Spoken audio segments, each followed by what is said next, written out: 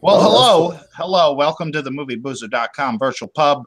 My name is Bill Leon, and I'm subbing in as host for Ken Ekman. How you doing? I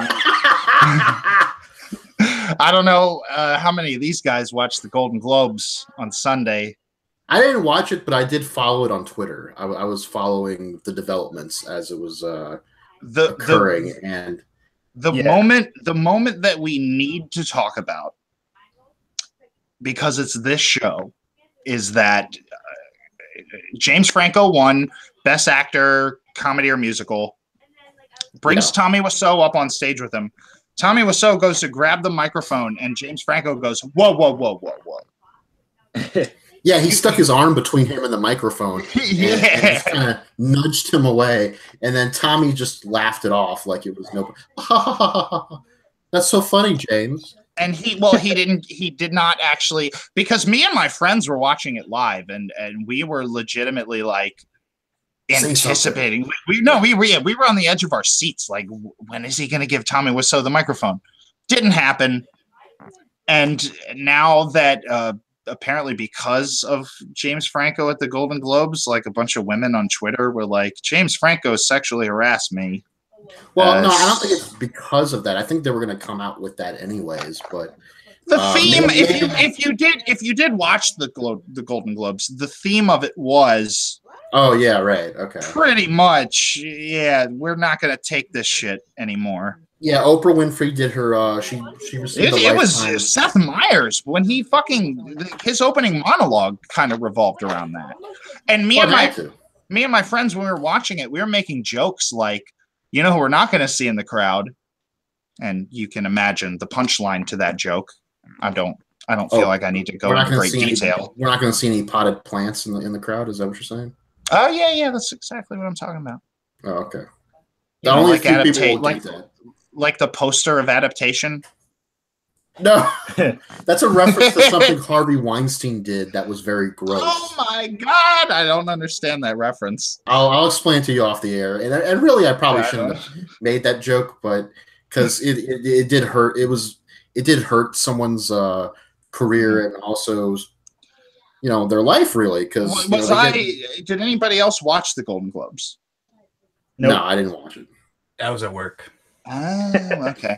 Well, so I was in the same position as Bill A. as far as technically like following it on Twitter, but I didn't watch anything other than a couple clips on YouTube the following day, including the now infamous Tommy Wiseau nudge, which was fascinating moment.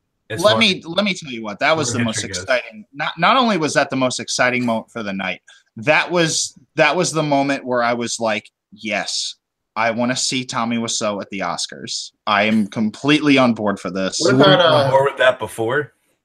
I don't know. Just the way the Golden Globes thing broke down was so funny, because Tommy went like he tried to own that shit, like he was accepting this award, and Franco's like, this is my time. I did like that. I think it was Vulture. The following day had a very in-depth article about whether or not he should have actually nudged him away from the mic, and they were like, well, on the one hand, like, this is his moment, like, this is like the only time he was ever going to get on the stage, assumingly, and like all this stuff, and at the same time, like, he shouldn't have been there in the first place, like, it wasn't his award. It's a very good article. I'd recommend it. So the Golden Globes, well, here's the thing, again, you guys didn't see it.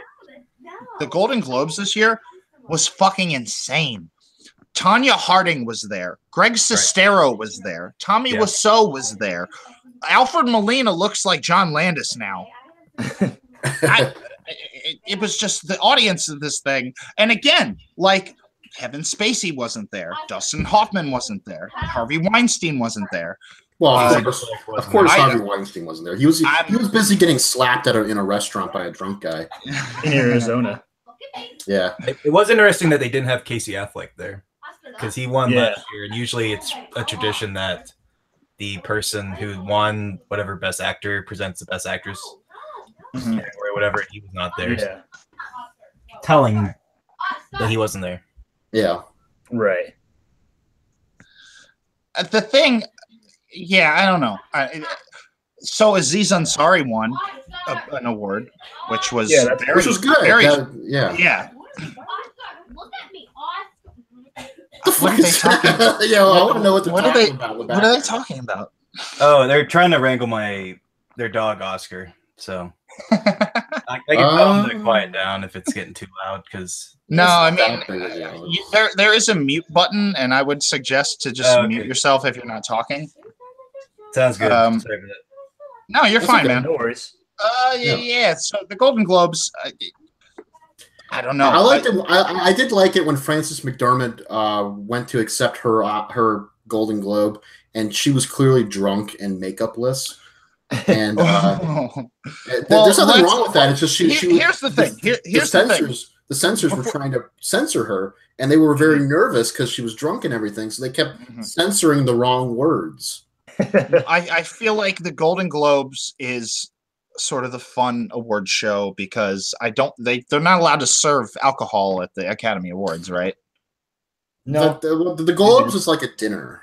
Yeah, that's what I'm saying though. It's like it seems like they all come out and they have fun, and like especially when Ricky Gervais would host, and like he was kind of visceral and spitting with his jokes, but like the crowd would still laugh usually. I mean, somebody would get offended, but it just seems more like a party, the Golden Globes, than the Oscars is like, oh, this is prestigious. I want to win the Oscar. I'm pretty sure they sponsored alcohol at the Oscars because there was some actor that got snubbed a few years ago and went straight for the bar and was trash in like a matter of 20 minutes. Oh, my goodness. I can't remember who it was, though. I wish I did. I was reading about this just a few days ago. It was something that actor was expected to win, and they didn't, and then they just went for the bar. What about Natalie Portman? They were issuing out the Best Picture. Yeah, let's talk about this. No, they're issuing out Best Director. Best Director. And she's like, now the male nominees for Best Director. All male nominees is what she said. The all male nominees, and Ron Howard was like, ooh.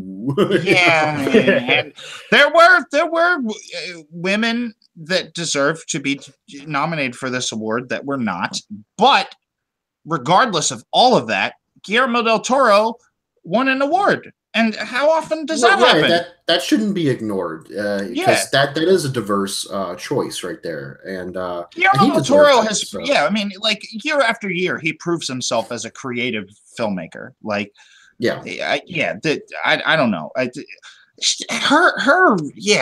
felt like she was just like leapfrogging off of like I said, the theme of the night was female empowerment.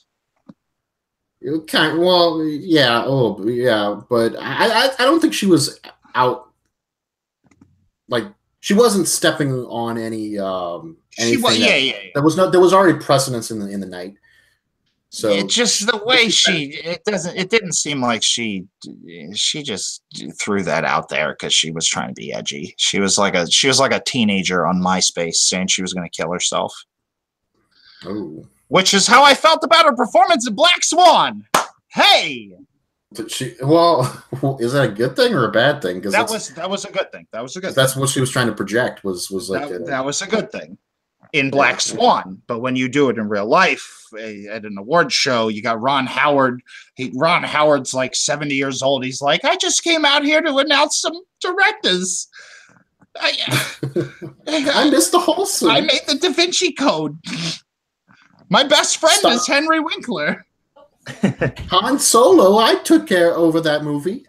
Oh, Han Solo is supposed to come out in what? A couple months. 4 weeks. Like May or something. God. I'm just going to state for the record I was okay with Natalie Portman's gag. I didn't think it was quite that bad, but... Okay. I thought it was kind of funny. Yeah. Natalie Portman... I don't get the appeal of Natalie Portman. She was great in Black Swan. She was great. Where else was she great? Leon the Professional? Was she good in that? Yeah, a lot of people like she that. She was 13 years old. She was good in Jackie. Oh, I haven't seen that one. But when I think about Natalie Portman these days, I think about Padme. I think about Your Highness. I think about... I think you're the only one that thinks about Your Highness. I guess anymore. So. You remember the trailers for Your Highness? It was like, we got Natalie Portman in a bikini. Come see our film. Here's the ass shot. You know, it was more like Your Hiney. They should have called that trailer Your Hiney. Oh, so speaking of women. Speaking of women. So speaking of women, I, Tonya, which is the story of what's her Nancy Kerrigan. Kerrigan. It's the story of Tonya Harding, but it's involving the incident where Nancy Kerrigan got her knee clipped. We are all pretty close in age. I don't know about you guys, but I was not aware of Nancy Kerrigan and Tonya Harding until they referenced it on South Park. Okay. I remember it very vividly because this was around the time of the O.J. Simpson trial. That happened like right after. And I was probably too young. Like I don't think my parents were like exposing me to stuff like that. Well, I used to watch the Today Show all the time, every morning before school, and they would talk about these things and the news of the day, and that was one of the news bits of the day, and of course the Olympics, and that's a big deal. And you know, I don't remember. I remember feeling bad for Nancy Kerrigan, but I was a little kid, so I didn't really understand any of the nuances, if there were any. The most fucked up aspect of me learning about this is they did VH1 I Love the 90s, and they would show that clip of her in the ambulance. Yeah. And I think she's just like screaming, "Oh my God, oh my God." And they cut to like these talking head comedians making jokes about it, and it's like, oh. It's kind of awful, yeah. What are you doing, VH1? Well, you know, on True TV, they have a show called World's Dumbest, which features infamous celebrities like Leif Garrett. One of the guys from the Tom Papa's been on there. Yeah, Tom. Well, they have comedians and they have infamous celebrities, and Tonya Harding's on there. And one of the recurring gags on that show is that she's not very articulate, so she'll try to say a joke and it won't land, and then they'll cut to a comedian. And that comedian will just look like confused, like, what? What did you just say? Yeah. Oh, God. And they'll even make jokes like, cut to Tonya Harding saying a joke no one understands. You know, she's almost become the Gary Busey of that show. Another before you actually get into the film, another pop culture reference for me is in the early days of Family Guy before it got canceled the first time. There's a joke about Jeff Gillooly. It was a stand-up comedy joke. I think it was that what's his name, the sex pervert character, Giggity, you know, him.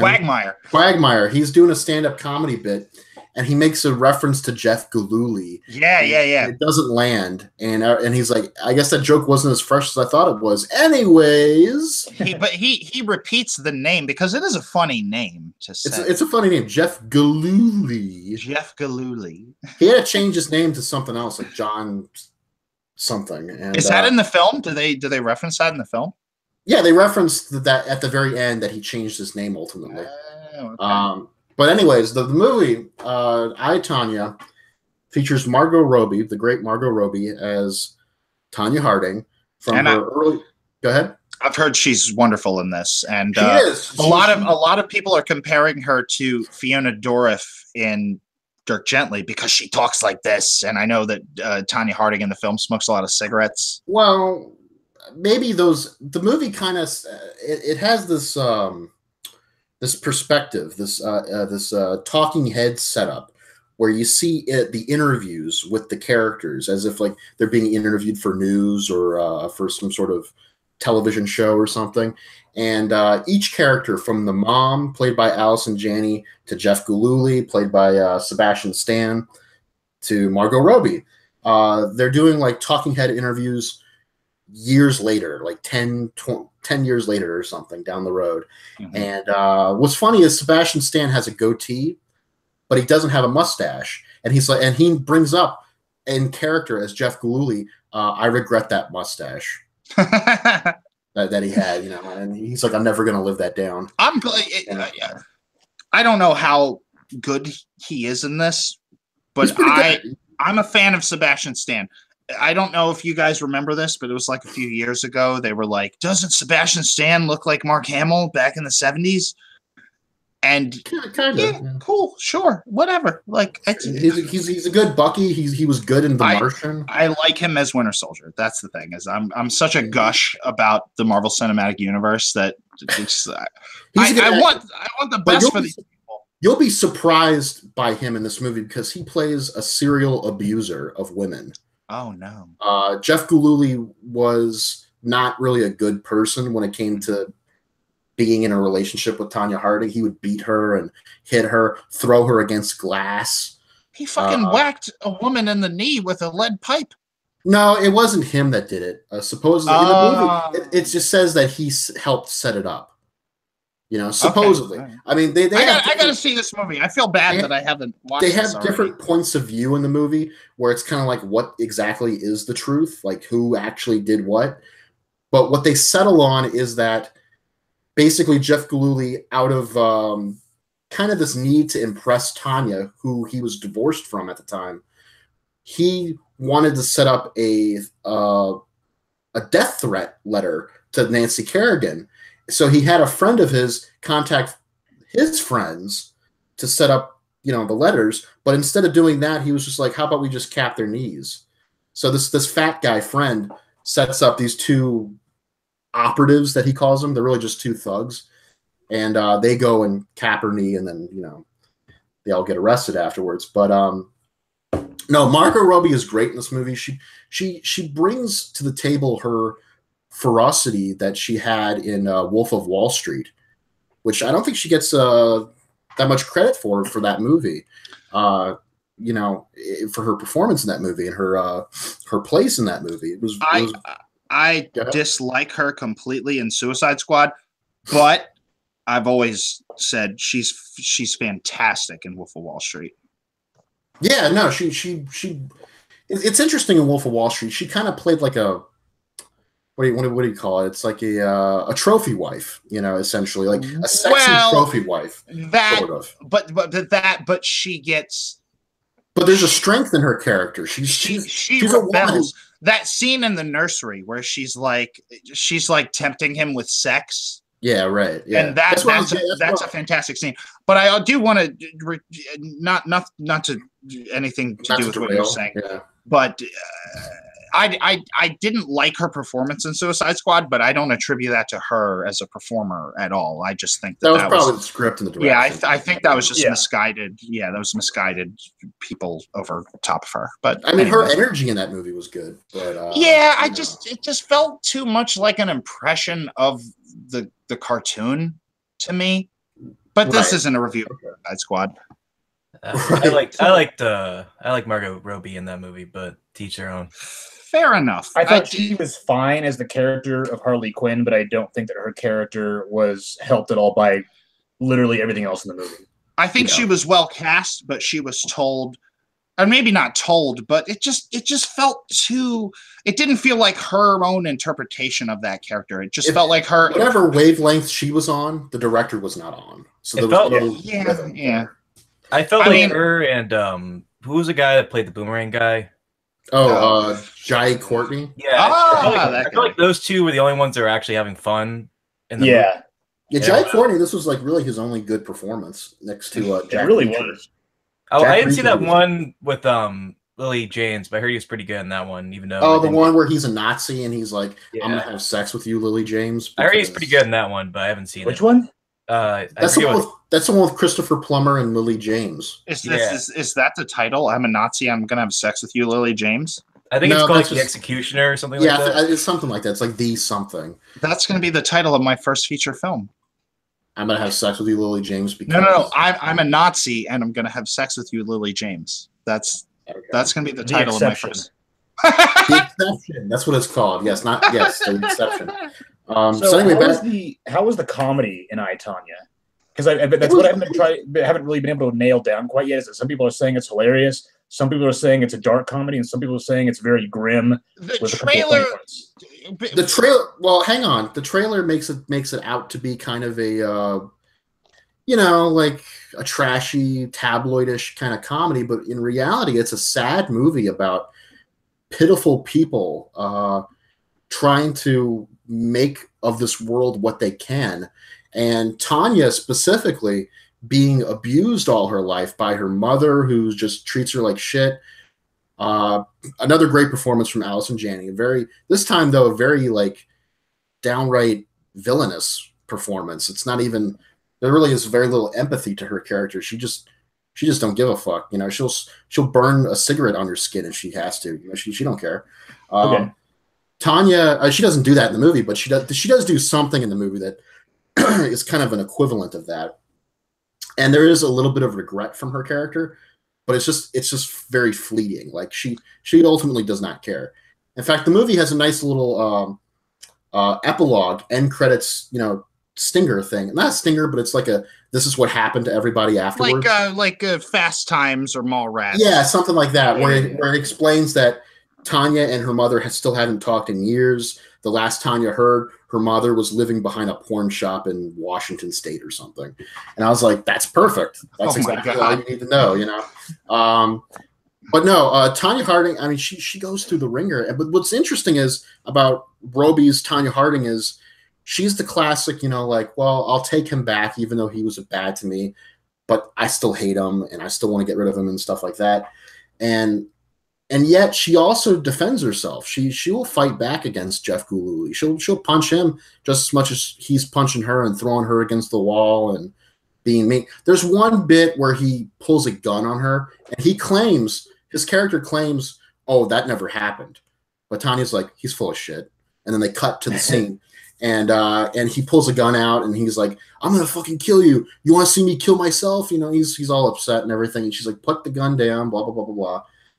And, you know, it's just this cycle of violence and abuse. It's like in Bad. You guys have seen Bad Santa, the first one, right? Yes. Of course.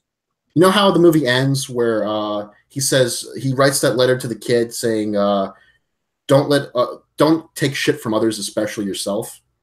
Yeah. It's kind of like that, where the world's shitting on you and you end up shitting on you, you know, because you're told from birth that you're nothing. You know, it's this painful, you know, ride into just this cycle of this system of abuse and neglect or worse than neglect even, you know. And there is comedy to be had, but it mostly comes from personality and perseverance. You know, like in the midst of all this craziness, Tanya has this wonderful personality where she's not very articulate. In fact, Margot Robbie's performance really accentuates that.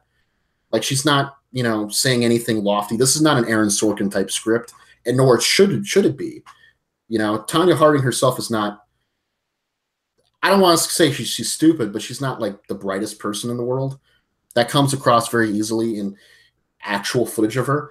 But the one thing she had over other people was figure skating. And, you know, anytime you hear Margot Robbie's performance in this movie, like her spouting off dialogue, she's doing it in a stammering kind of way. That really kind of passionate and misunderstood, maybe.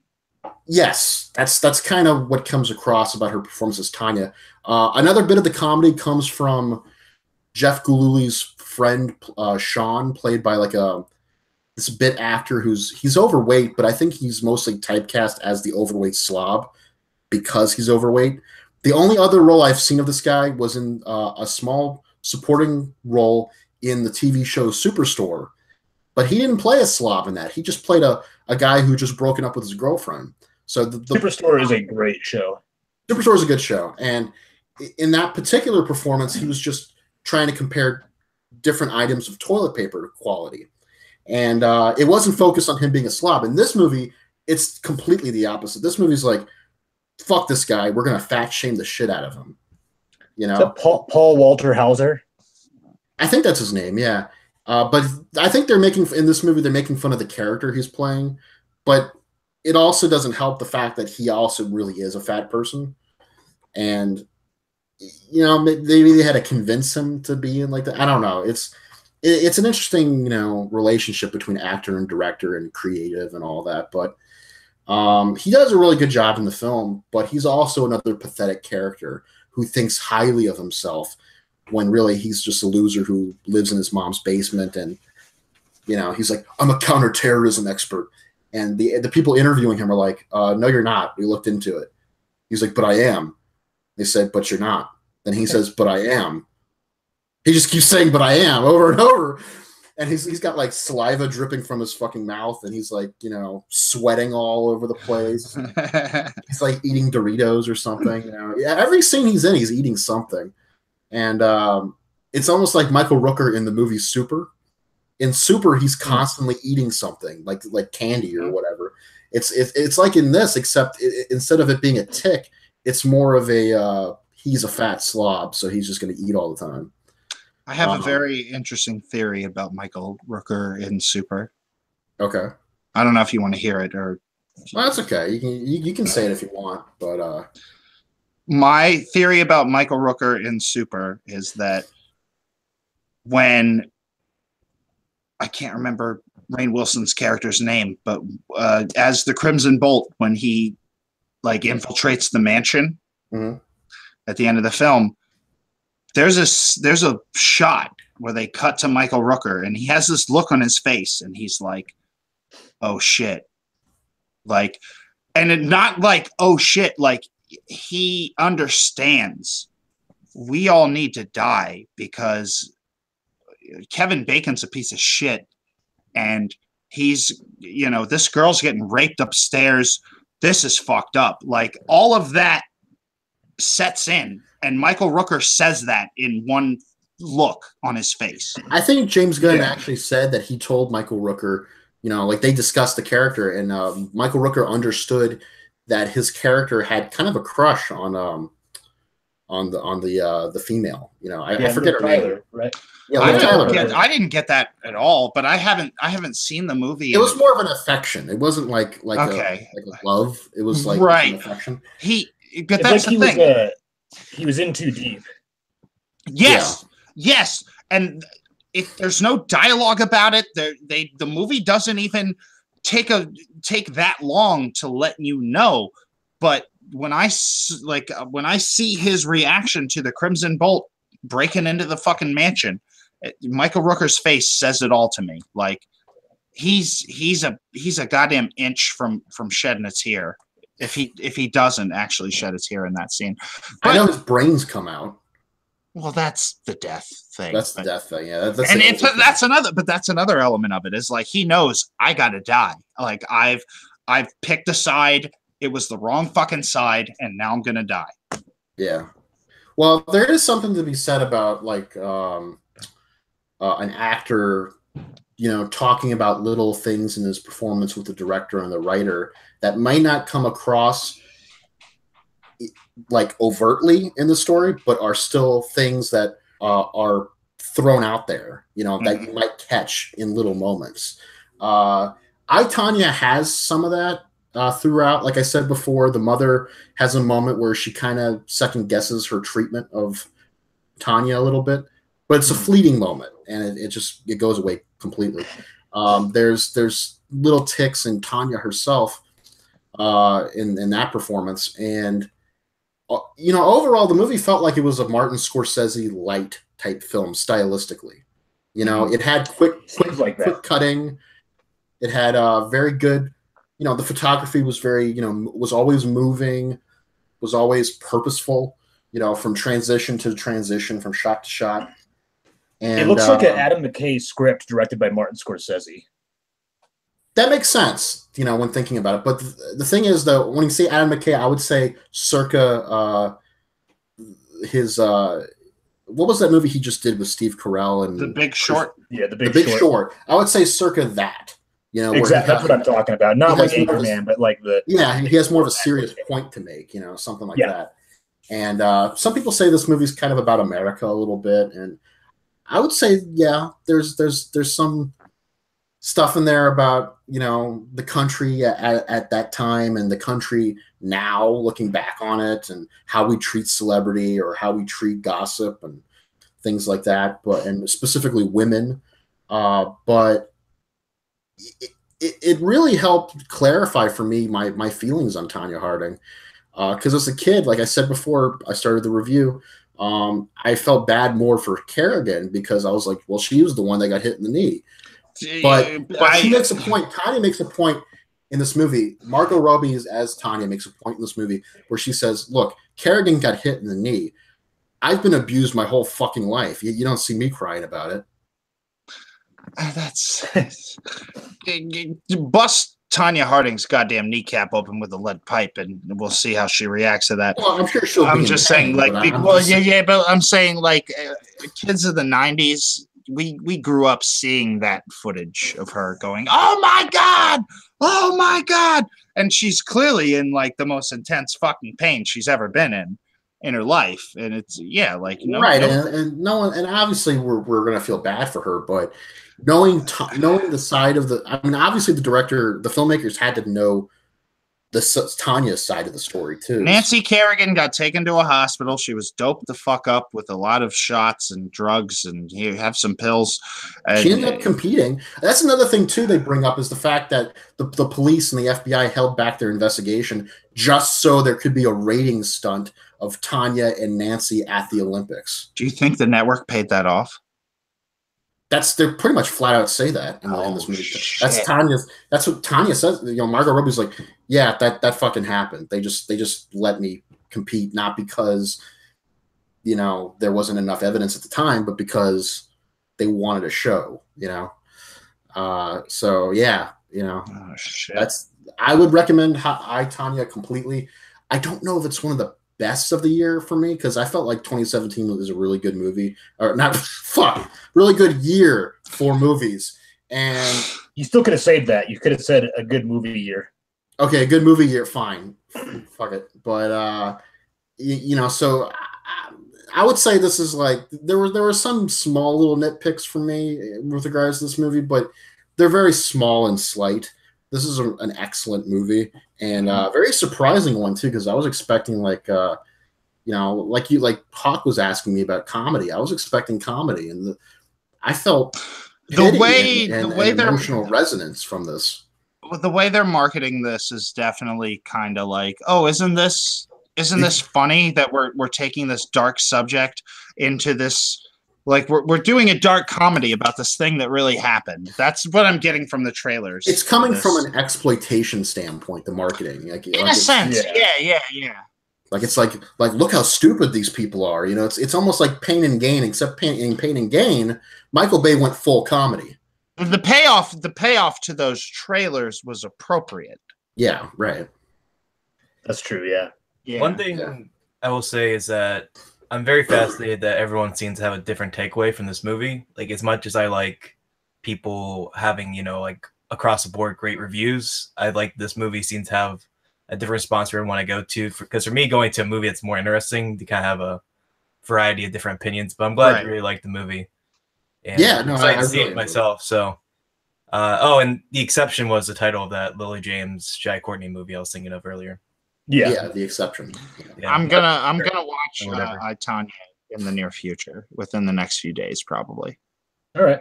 I think it comes out Friday here, so hopefully sometime next week I can check it out when I'm not busy. So the next film we have up is called Call Me by Your Name, which this movie's a peach. I don't know anything about this film. So I haven't seen it. Hawk's the one that's seen it. And I think Will has seen it. Yeah, you saw it. Will and Hawk have both seen it. So tell me what this is about. Will, do you want to take the floor since I've got a couple of my own to talk about? Sure. I just saw it this morning. I should preface. Okay. Oh. Yeah. I mean, I don't know how in depth you want me to get with the plot, but just non-spoiler, basic. Yeah. Like if you were to pitch this to somebody that wants to buy it without getting into like the heavy hitter spoilers. Sure. So Timothy Chalamet, who people probably know best as the kind of douchey kid in Lady Bird. He's like the bad boy.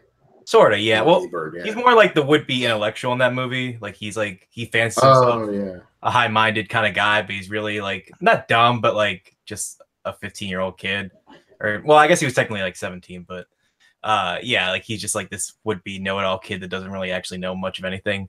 But anyway, yeah, Timothy Comet is this young boy, also 17, in northern Italy. They don't specify where exactly. They actually literally say somewhere in northern Italy.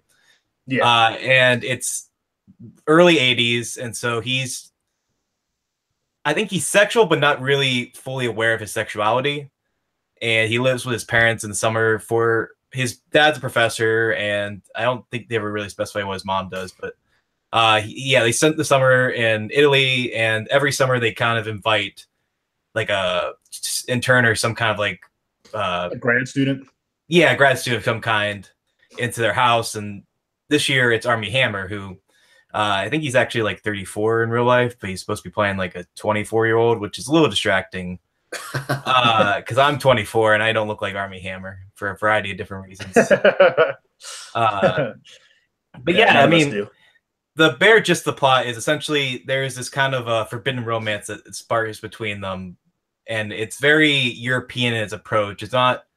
It's sensual for sure, but it's not really exploitative like we were saying before with I, Tonya. It's very much a vulnerable human piece where it takes the beauty of such like an innocent, precocious moment, and it just shows in a very human, honest way, especially a very emotionally honest way. And I really like this movie. I definitely buy into all the hype. The only thing I would say though is that I think it's exactly what I expected as far as it being like really good. The only thing that probably keep it from being in my top 10 as opposed to like top 20 where it is now is I don't think it ever excelled past what I expected it to be. Like it was just a really good coming of age romance, and I thought everything about it was really good, and I connected to it emotionally. But I don't think, as opposed to some of the other movies in my top 10, it didn't like excel or do anything that I was not expecting. If that makes sense. Yeah, no, I totally agree with you. Again, it's a very good movie, but it was as good as I thought it was going to be. Right. No more or less. I thought it was just a hair too long. I think that I didn't mind the length, but go ahead, sir. You didn't mind the length? No, it's actually, I like that it was kind of drawn out because it made it feel more realistic to me. Like I like that it kind of had a breathing pace to it where things just sort of happened and made it feel more naturalistic to me. But I think the naturalism, I think the naturalism was fine. I just think like it's a 2 hour and 15-minute movie, and at a certain point I was like, okay, they like each other. Jesus Christ, I get it. But I mean, even if it was like 2 hours, that would be fine. Like at the hour 50 mark, I was starting to feel the length a little bit. Sure. I mean, to be clear, it's not that I'm saying that couldn't get cut. I just didn't mind the length. Like as I was watching it, I didn't even really realize it was 2 plus hours until after it was done. I just thought it was 2 hours. And maybe part of it was that, like, while I was watching it, I had to. There was a issue at work that I had to shelve for the movie. So as I was watching the movie, I was like, all right, well, as soon as this movie's over, I got to go take care of this thing at work. And so maybe that was part of it. But I think there's like here and there, a couple of scenes could have just been trimmed a couple of minutes. Like if you just trimmed a couple of minutes here and there throughout the movie and brought it to about an hour and hour 45, hour 50, I think that would have been a little tighter. But I also agree with what you said, that the naturalistic feeling about it, it kind of breathes, it moves its own pace. It does feel like real life. Yeah, and that makes it feel more European, not just in the way that it's not only in the fact that it is in Europe and Italy, but like it just has a very European sensibility to it, and not in a way that makes it feel like pretentious or anything. It's just naturally very Italian in its approach, and I like that a lot. Yeah, I really like the soundtrack, the score, both. Definitely, yeah. Sufjan Stevens, he made 2 or 3 original songs for this movie, and they're all fantastic. We should also preface that he actually did an original song for I, Tonya too, but I think it got rejected as far as I can tell, because I saw the music video, but it sounded like it was a rejected song. I don't know if you guys heard that one though. No, I didn't. It's really good. It's on YouTube. I definitely recommend it. Okay. It's a really good song, but I just think Sufjan Stevens doesn't really fit in I, Tonya's like. I was gonna say that, yeah. So like it's like this very like moody, like thoughtful song about like how like she's like a white trash girl, but she was just trying to do her thing and she got caught up in this thing. It's like it's a beautiful song, but like I don't know if it's gonna fit in this David O. Russell-esque dark comedy / psychological drama where we're going for here. But yeah, sorry, go ahead. No, I agree. And I've loved Sufjan Stevens for the past 7 years at least. Like I've been a huge fan of him. I think he's just makes incredible music, and his style is perfect for "Call Me by Your Name." Just very very bright and happy and almost kind of lazy in a way. It feels like summertime. Yeah, it's very bittersweet, which is the exact mood that the movie's going for. It's like wistful almost. I also really liked the photography of the film. The Oh, yeah. way that it's shot is very, very good. And 35 millimeter. It's what? 35 millimeter. Oh, yeah, absolutely. One of the best scenes in the entire movie, and if this does jump into my top 10, this would be the reason, is the main kid's dad gets this, played by Michael Stuhlbarg, gets this phenomenal monologue towards the very end of the movie. Oh, yeah, definitely. One of the best scenes of the year, by far. Oh, yeah. And, I mentioned this last week about Molly's Game, but this, if I were to make a end of year best scenes of the year list, then this would be on it easily. Because it's one of the most moments. Best dad moments.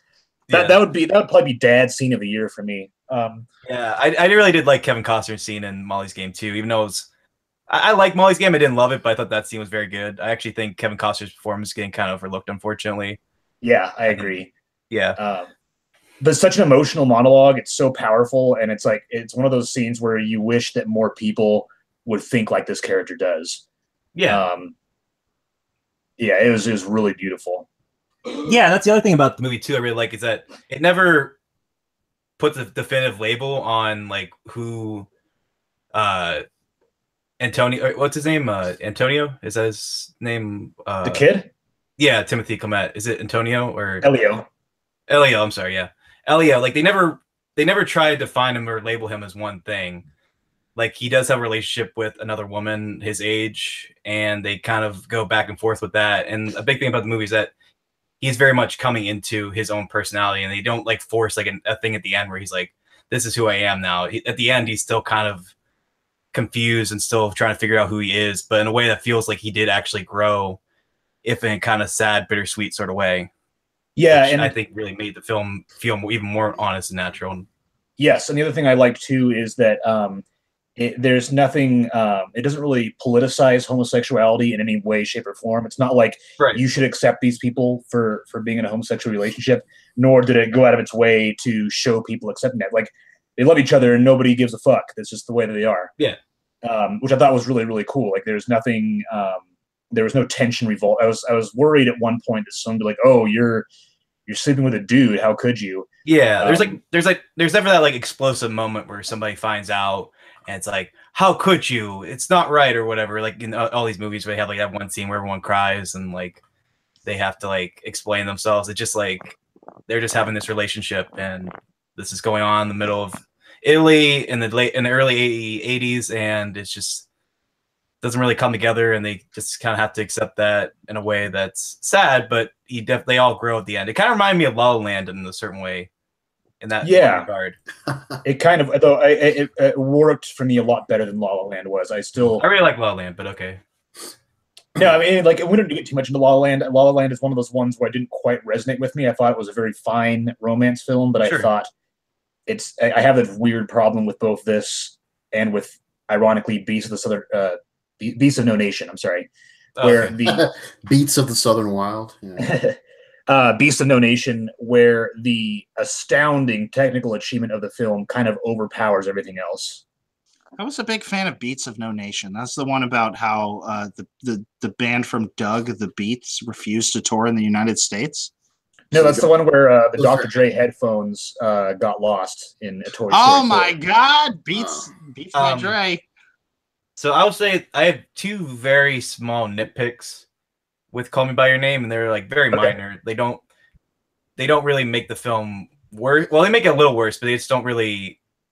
I don't know, I'll just explain. My only real criticisms with the movie are, I don't think they should have revealed the ages of the two characters, because there's a scene where Michael, what's how you pronounce his last name, Stolberg or something like that. Stolberg. Yeah, he is tutoring Army Hammer, he's showing these like stills of Greek statues, and they're saying like, you know, like they're designed in such a way that like they're like almost impossibly erotic, and they're seemingly ageless. Like you never really know how old they are. They're just kind of these physical beings that just exist throughout time and stuff. And it's very clear that they cast Army Hammer because he has like that kind of chiseled, like statue look to him. And I like that they never. I don't think they actually ever said that he's 24. I think that's I've only heard that elsewhere, but they do explicitly say that. And Timothy Comet's character is 17. I just kind of wish they just didn't have any ages, and it was just left ambiguous that they're just these two kind of. I mean, clearly, you know, Army Hammer is older than Timothy Comet, but I just feel like they didn't even need to like show the age. Like if they made it even more ambiguous, I think that would have made the film even better, especially with that scene in mind. Yeah, I agree. Yeah, and my only other complaint, and this is more of a technical thing, there are like 3 or 4 shots that are like completely out of focus. And I get that they probably did that to make the film more natural. There's one shot where like Timothy Comet is looking at Army Hammer while he's dancing, and it kind of fits because he like leans in and then it gets into focus. But there's like one scene where they're like in, I think, Rome, or I forget where they end up going. But like it's completely out of focus, and the shot lingers for at least like 30 seconds. And I hate to say it, but it kind of reminded me of that one shot in The Room where like Mark and Lisa are just like embracing each other, and the shot's like completely out of focus. Like a very small nitpick, but it was one of those things. Like if I was a director, I would have been like, let's shoot that again. Oh, I don't specifically remember that at all, but I can see why that might be distracting. Maybe it's just because I saw that focus. Hey, cameraman over there, tighten up that focus a little bit. Yeah, that's what we need. Hey, what are you doing? You're fired. You're fired. Go home. Tell your kids you ain't getting a paycheck next week. Like I said, it's a very, very minor nitpick, but fuck us. We need fuck us. I shouldn't have laughed that hard at that joke. Anyway, yeah, I really, really like Call Me by Your Name. It's definitely probably in my top 15 for the year.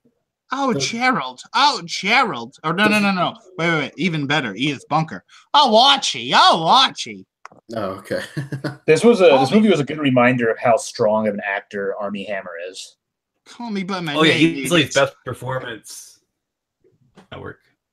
Yeah, I think I'm trying to think of what else he's been in besides Man from U.N.C.L.E. and The Social Network. He was in Free Fire. Lone Ranger. Oh yeah, I forget about Lone Ranger on purpose. Army Hammer was the fucking Lone Ranger, and you know, it wasn't a great film, but you are absolutely right. It was not a great film by any stretch of the imagination. No, it's. I didn't hate it's fucking it. Terrible. I'm with you, Bill. I don't hate Lone Ranger. It has a lot of problems. It's super flawed, but I admire that movie more than most people. I'm kind of in the same camp as. I think it's on par maybe with John Carter, but I think I have a little more respect for Lone Ranger than John Carter because like there's like I actually prefer John Carter. I don't know. John Carter, I remember being really bored by it, even though it had 1 or 2 things I liked. Whereas Lone Ranger, there were like 2 or 3 like legit, really great action scenes, like probably some of the best action scenes of like the past 5 years. Yeah, and cinematography in that movie is gorgeous. Like you can tell Gore Verbinski shot that movie because it looks visually very good. I guess I'll give you that. Yeah, I took umbrage with the length and with the like really unnecessary level of violence for a Disney movie. Where that guy gets like his eye or something ripped out. The guy's heart gets ripped out and eaten. Yeah, that's it. I don't mind that. I don't mind that at all. I'm with Bill again. I kind of like that it went that far, even though it was a Disney movie.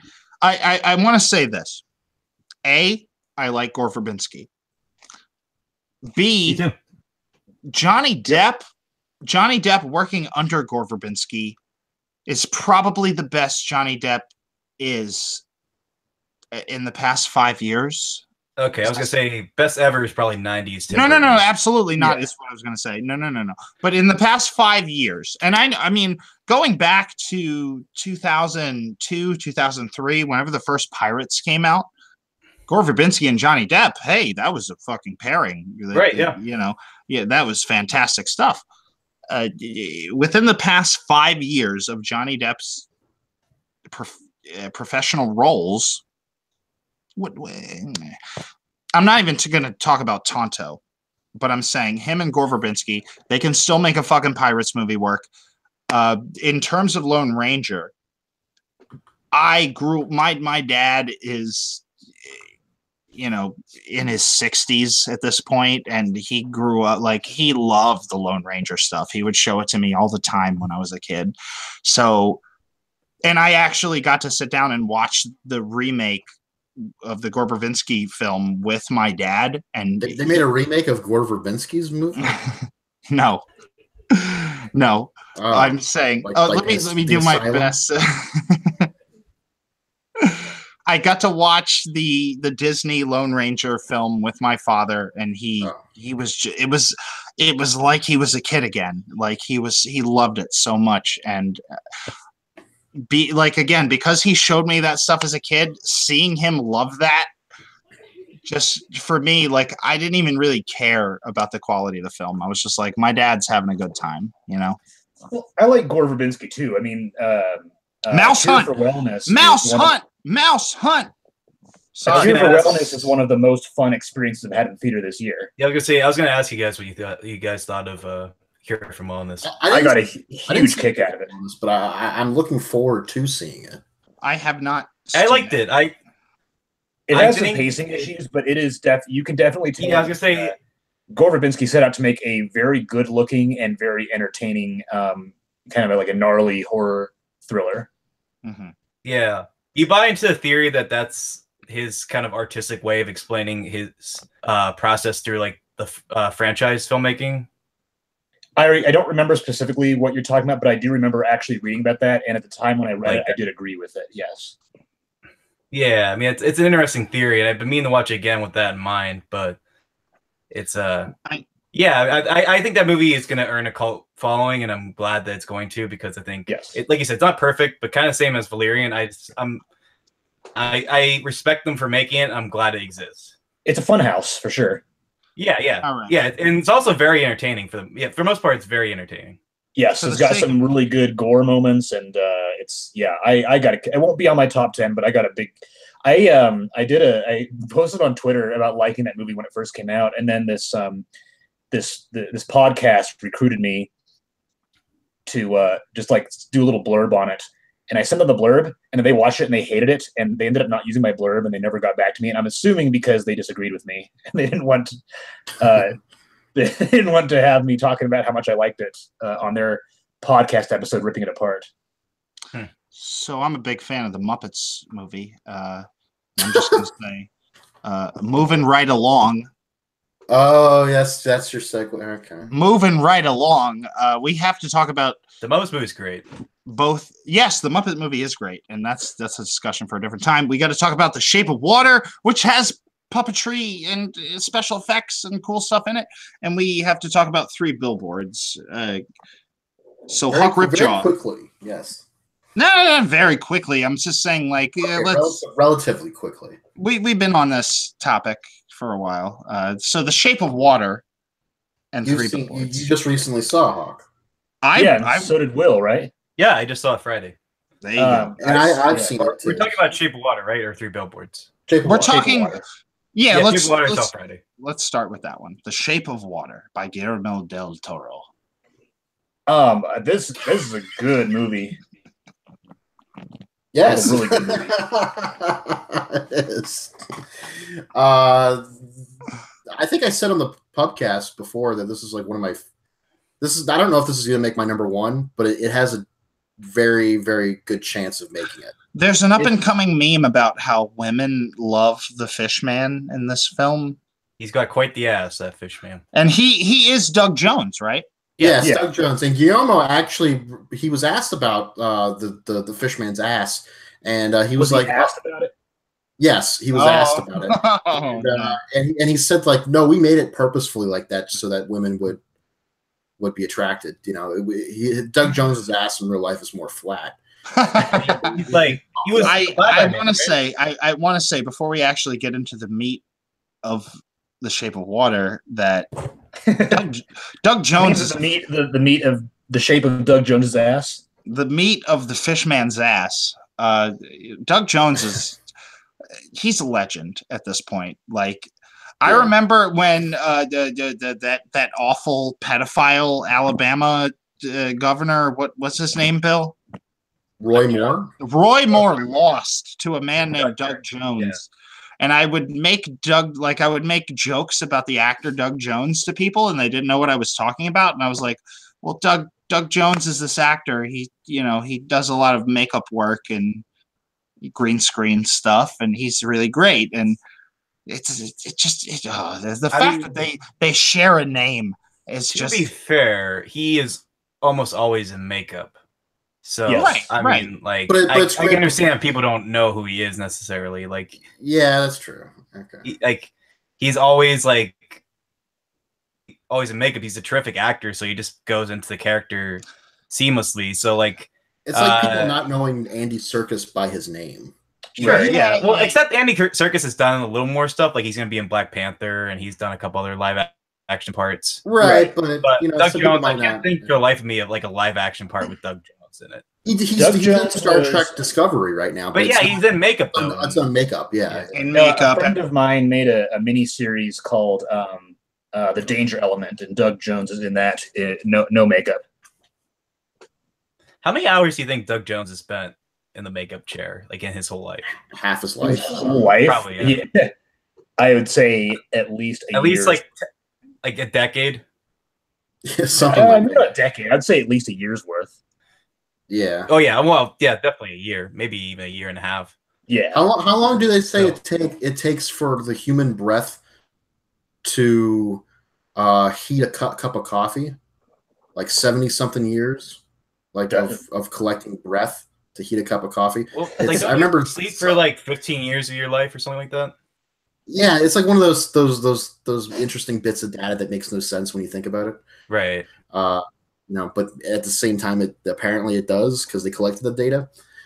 So yeah, Doug Jones, sure. I'm sure he spent like a year or so of his life collectively in the makeup chair. Well, he's good at it for sure. But he's great. Yeah, he's great at sitting down and getting makeup put on him, and then. but he's better at acting that character. When I watched Star Trek Discovery, he was my favorite character on there. I only watched the pilot, but I thought he was very good. The pilot, yeah, he was good in the pilot, but the pilot is. You can skip the pilot. The pilot doesn't really have a lot of. I can't skip it. I already saw it. Yeah, too late for that. too fucking late there. Excuse me, princess.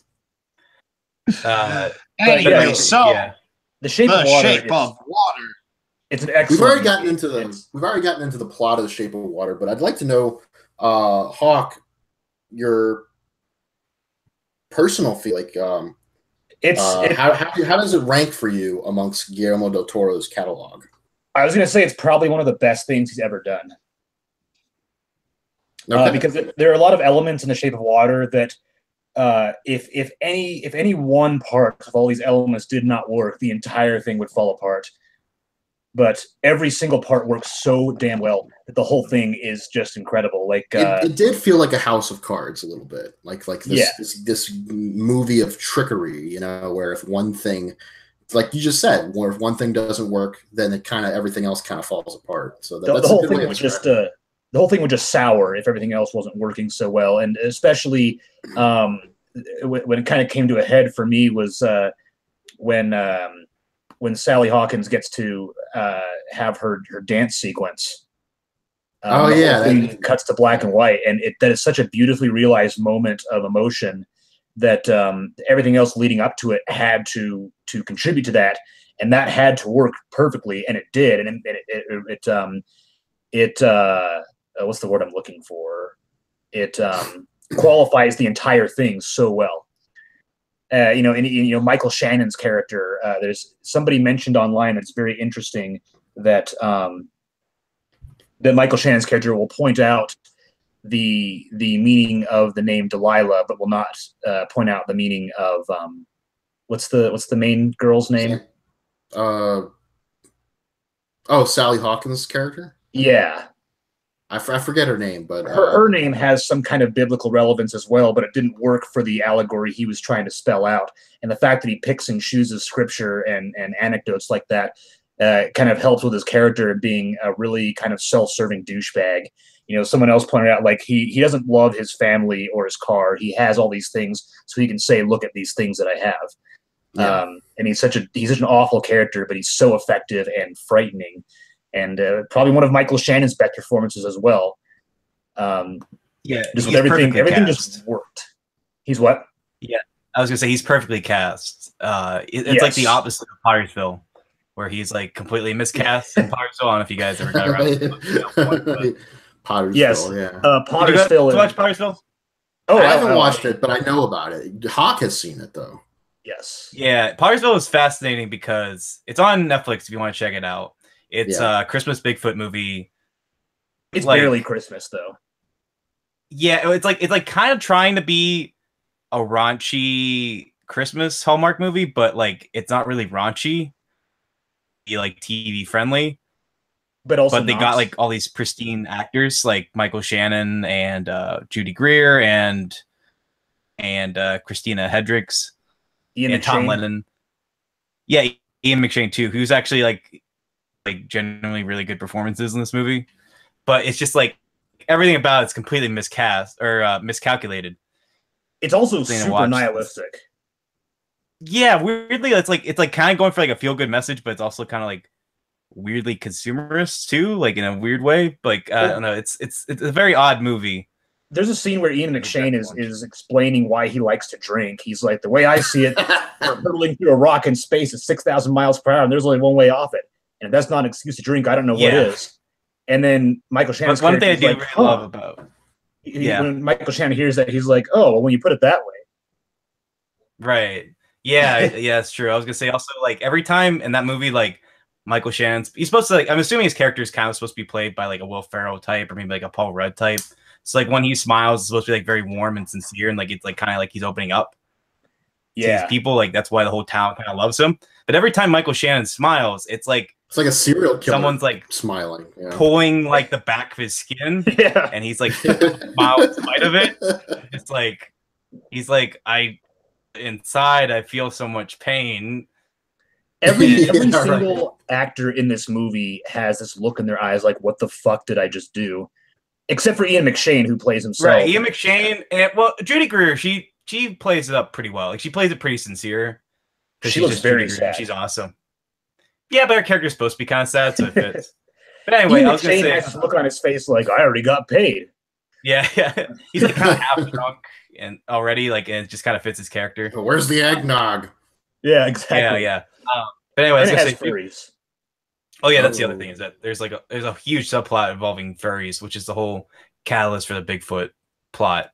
Yeah. And you're not sure whether the movie is showing support for furries or just being very, very put down. Pretty neutral on the matter. Like it's not hating on them, but it's not really accepting them. Like it acknowledges that they're kind of weird. And it kind of laughs at them, but at the same time, it's like, hey, people can do whatever they want, and like whatever. That'll probably be on my worst of list. Pottersville. So? Yeah, probably. I don't know. I don't know. I can't even really hate it. I just feel like hating it is almost kind of beating up on a confused kid. Giving it too much effort and thought. I mean, because it's clearly an indie. I think the movie embodies hatred as a feeling.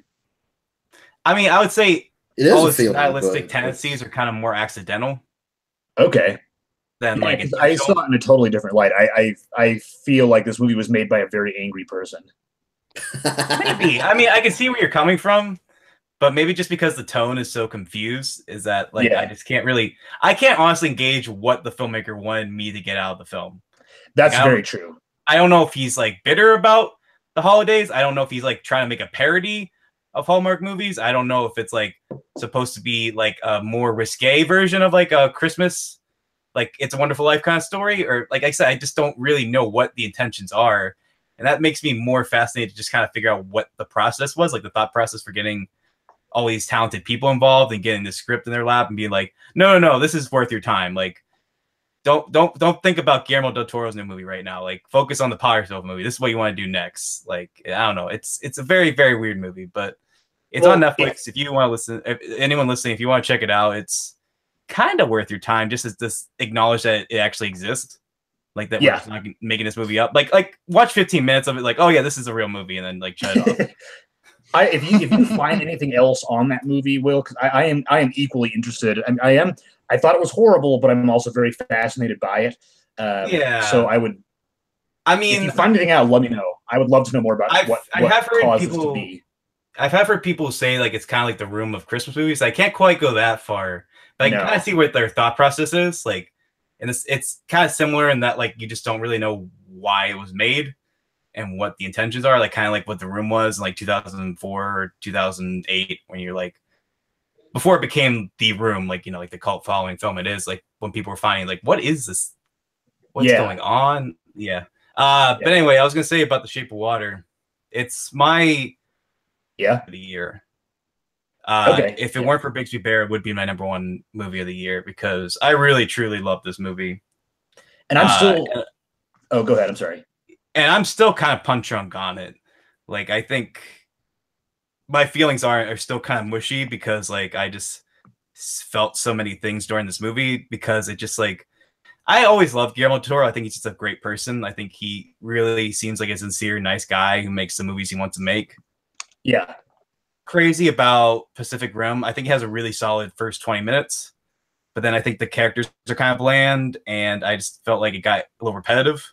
I like how I agree with you on that. I don't think Pacific Rim has nearly the depth of like 90% of the rest of Guillermo. It felt like more of a movie he was hired to direct more than a movie that he made. Yeah, it felt like more of like he was just kind of indulging some of his like guilty pleasures, and I didn't really get like there is a message about in there. I just didn't think it was that deep or compelling compared to his other works. Have you seen very briefly, Will? Have you watched the TV show The Strain? Yeah, I saw the first season. Okay, did you like it? I really liked the first like 3 episodes of it, like especially the pilot that Guillermo del Toro directed. Yeah, the end of season 1 because like I thought the direction got worse, and I thought like some of the characters got like especially the little kid I thought was so annoying. I don't usually get annoyed by like little kid characters in movies and stuff, but like that kid was like, I just want you to be eaten by the zombies. I don't or whatever they were. Like I just do not care about you, kid. The only reason I mentioned, I heard it got better in season 2 and 3. You heard it got better? Yeah, I haven't watched seasons 2 and 3 yet. The only reason I asked is because at the very beginning of The Strain, the emotion of love is brought up, and that seems to be recurring in a lot of Guillermo del Toro's films. Yeah, of course. I mean, that's his like main thing is that like he really cares about human emotion, that like people can connect to like anybody. You know, like the monsters are the people that don't accept other people. Like, I mean, that's this whole thing with like having monsters in movies and stuff. But I mean, I haven't seen The Devil's Backbone, but I've heard it's very good. It's good. Yeah, it's spiritually very similar to Pan's Labyrinth. Right. I was gonna say like this kind of feels like The Devil's Backbone, Pan's Labyrinth, and The Shape of Water feels like a kind of trilogy, an unofficial trilogy of sorts for Guillermo del Toro because they're very. I mean, I think Pan's Labyrinth. I mean, not having seen Devil's Backbone, it feels like Pan's Labyrinth is probably the most personal movie he's made that I've seen at least. Mm-hmm. But this one is probably like one of the most Guillermo del Toro movies ever made. As far as like, I cannot imagine any other filmmaker, like not even I think Tim Burton could make The Shape of Water. Like I can't think of a single other filmmaker who could get that made, especially the way it is. Like, the only other one I could think of maybe is the guy that did Amelie and Jean-Pierre Jeunet. Yeah, it kind of reminded me of that sometimes. Like the laboratory itself kind of reminded me of one of his films, but like other than that, this is 100% a Guillermo del Toro film.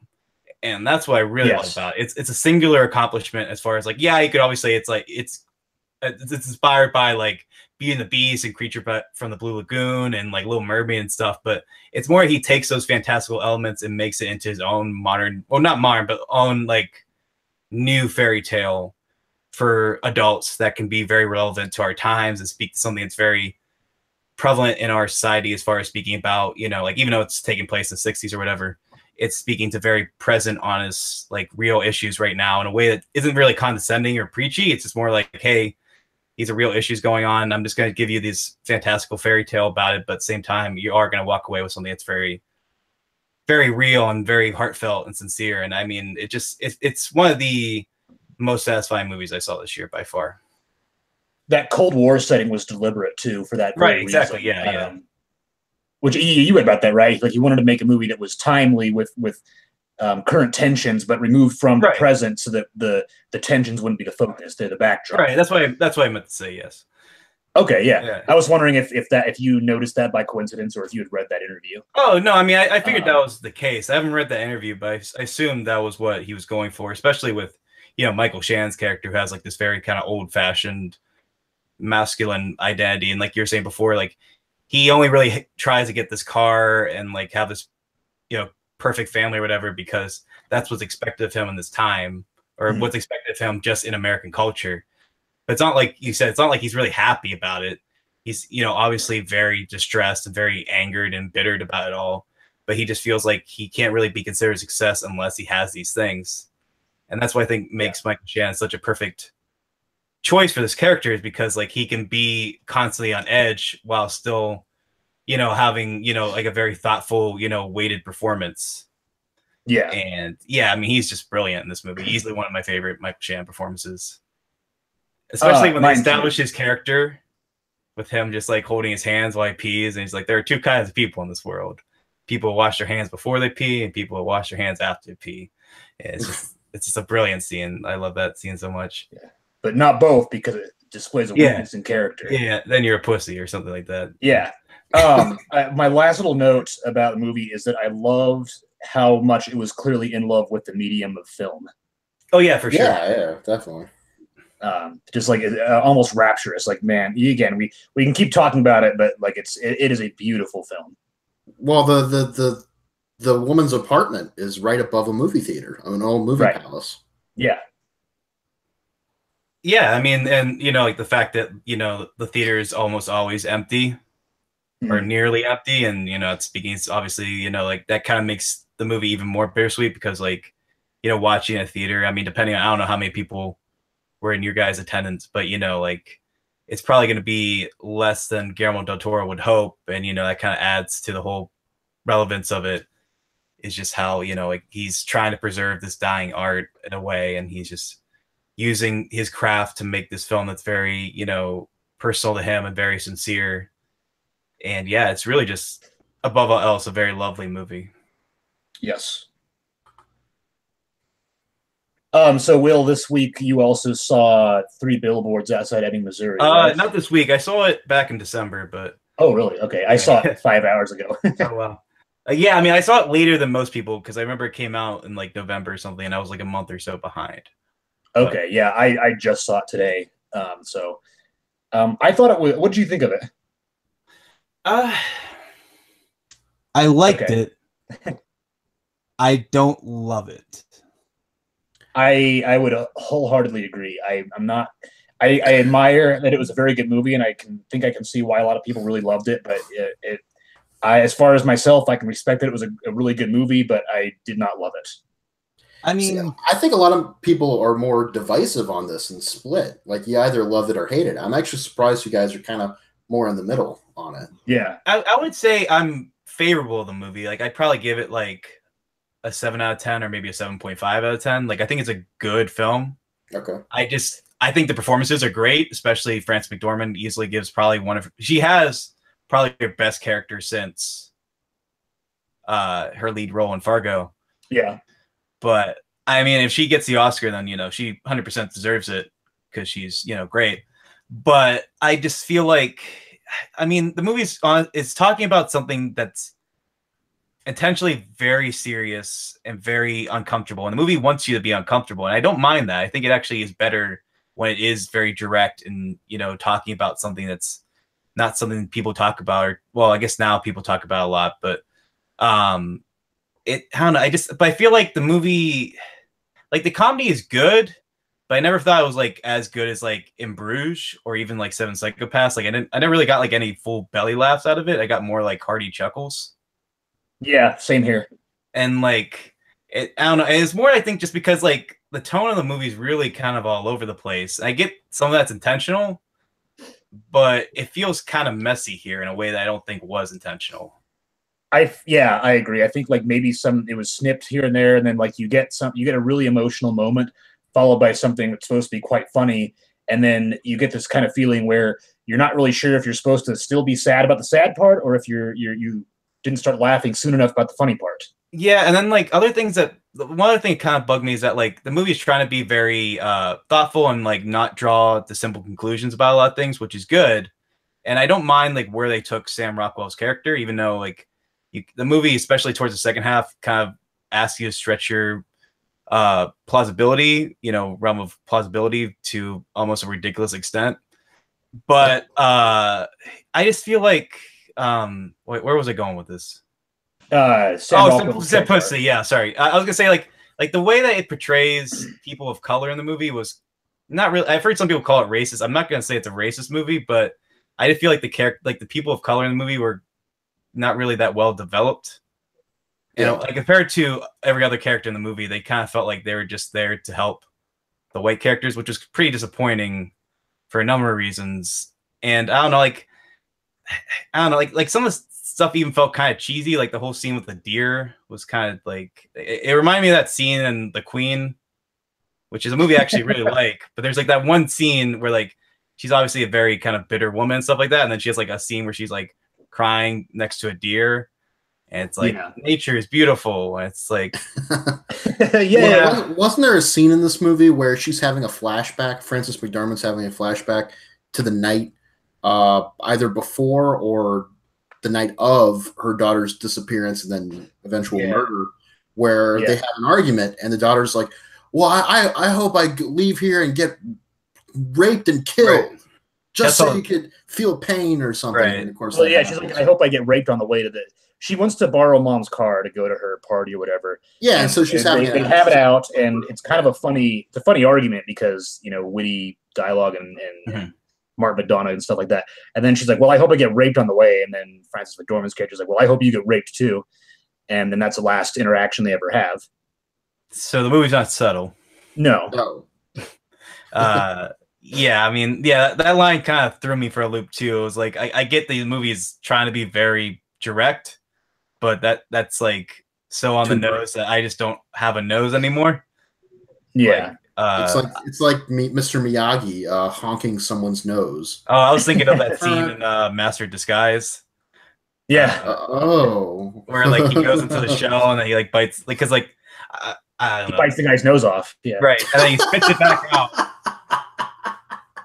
And it's not like Batman Returns biting nose off where there's blood. It's just like his nose is gone. It's like that's so stupid. All right, patch of skin. Yeah, I gotta talk about this scene because I think about it way too much. One thing I love about that scene, for one, they shot that on 9/11, like September 11th, 2001. Yes, so I know there's trivia. So at one point during filming, like Dana Carvey is in the full turtle outfit, and the director comes up and is like, "Hey guys, we just got a call. 2 planes just flew into the 2 tower buildings. We want to take a moment of silence." And I just like imagining that moment, like Dana Carvey just in that suit, having like a moment of silence. Yeah. I mean, it's a terrible moment. Like, obviously, like, I mean, he lived in New York and it's like horrible, but I just can't get that image of him in that suit, like realizing what just happened in New York and just, but that scene also, like, that is a clear sign of like, they had no idea where to end that scene. Because like we said, like they have no idea, like they don't know how to wrap it up. So 2 people like start bowling, or 3 people, I guess, start bowling the turtle man. He goes into his shell.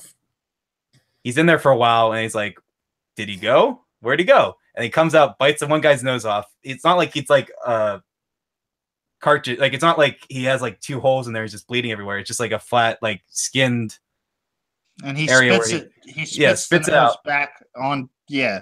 Wiggles back into place. He laughs and he just spins the floor, dissolved next to him. I might be the only person who actually like is legitimately laughing at that description. My favorite thing about Master of Disguise is the cut scene with the little midget dressed up like Super Mario, and he like punches people in the dick, and like that's a joke. That wasn't cut. That's in the credits, but it was like clearly a cut scene. No, it was like throughout the movie. No, it's only in the credits, my friend.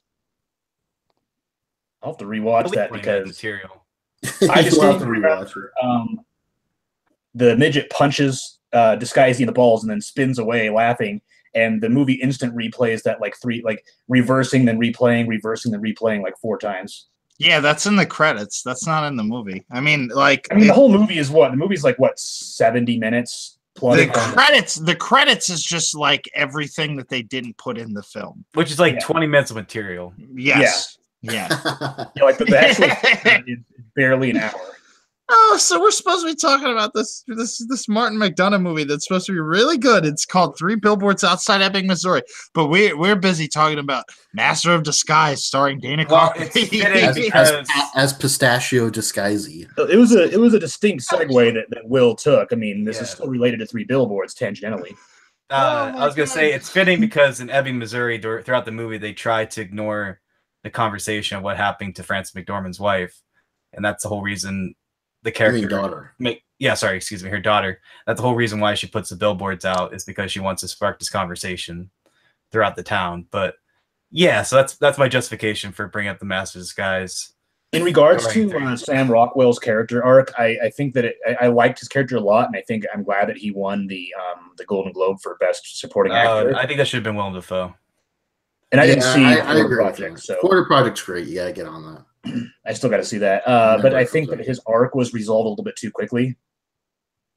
Yeah, it's a little. I don't know. Like also, the movie feels kind of a little too neat.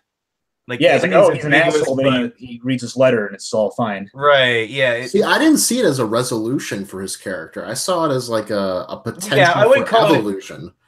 I wouldn't call it a resolution, but it still felt weirdly kind of neat. Like it felt like he was going through the motions of the script as opposed to like a genuine like arc.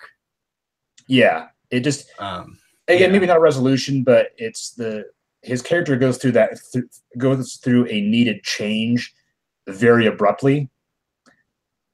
Well, okay. Instead of it should have been a gradual thing where he starts to realize, like, hey, I'm an asshole. But to be fair, it's not full blown redemption. No. Yeah, it doesn't absolve him of what he does. Right. Yeah, it's never going to.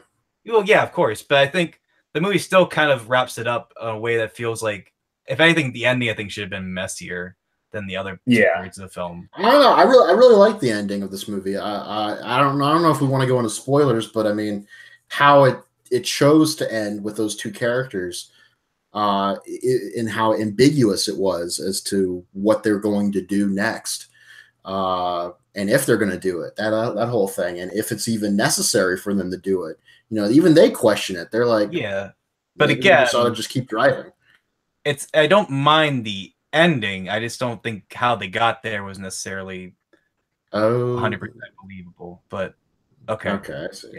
I see what you're saying. Yeah. I kind of share your thoughts overall on the movie, Will. It's just like it's fine. I respect the movie. It's a good movie. I mean, it's good. Yeah, it's just I didn't walk out of it seeing like, wow, what a fucking film. I mean, hearing it get like best drama, like I get why from like a topical political standpoint it's getting these awards, but I just don't think it's like the best film of the year by any stretch. It's not going to be in my top 10 or top 20. It sounded like such a Donald Trump review of the film. Yeah, that was such a fucking movie, That was a fucking good movie.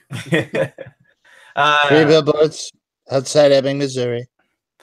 I went there on a campaign to talk about gas. He does the better Donald Trump. I was talking to them about their oil companies, and I want to be honest with you, I don't think they were very susceptible to what I had to say. But I told them, I met a man once named Martin McDonagh, and I think that he could make a wonderful film.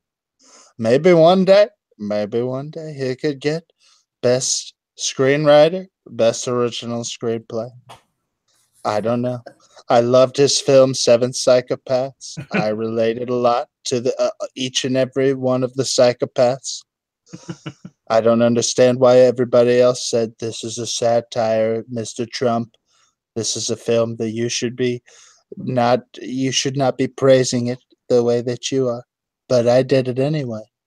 It's a very good Donald Trump impression. Yes. Oh, so speaking of Donald Trump, super dark times. Yeah. Well, there you go. Yeah. That's. I don't always consider the title of a movie when I'm reviewing a movie, but in the case of Super Dark Times, it does kind of make you think about the setting, the time the movie takes place. This movie takes place in I think it's the mid '90s. It's supposed to be that time in your life where where cable TV was delivered through a coax cable, and TVs were still square, like cubed, and you could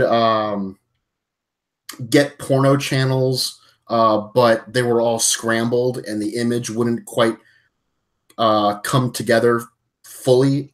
You could only get a glimpse of it every couple seconds or so.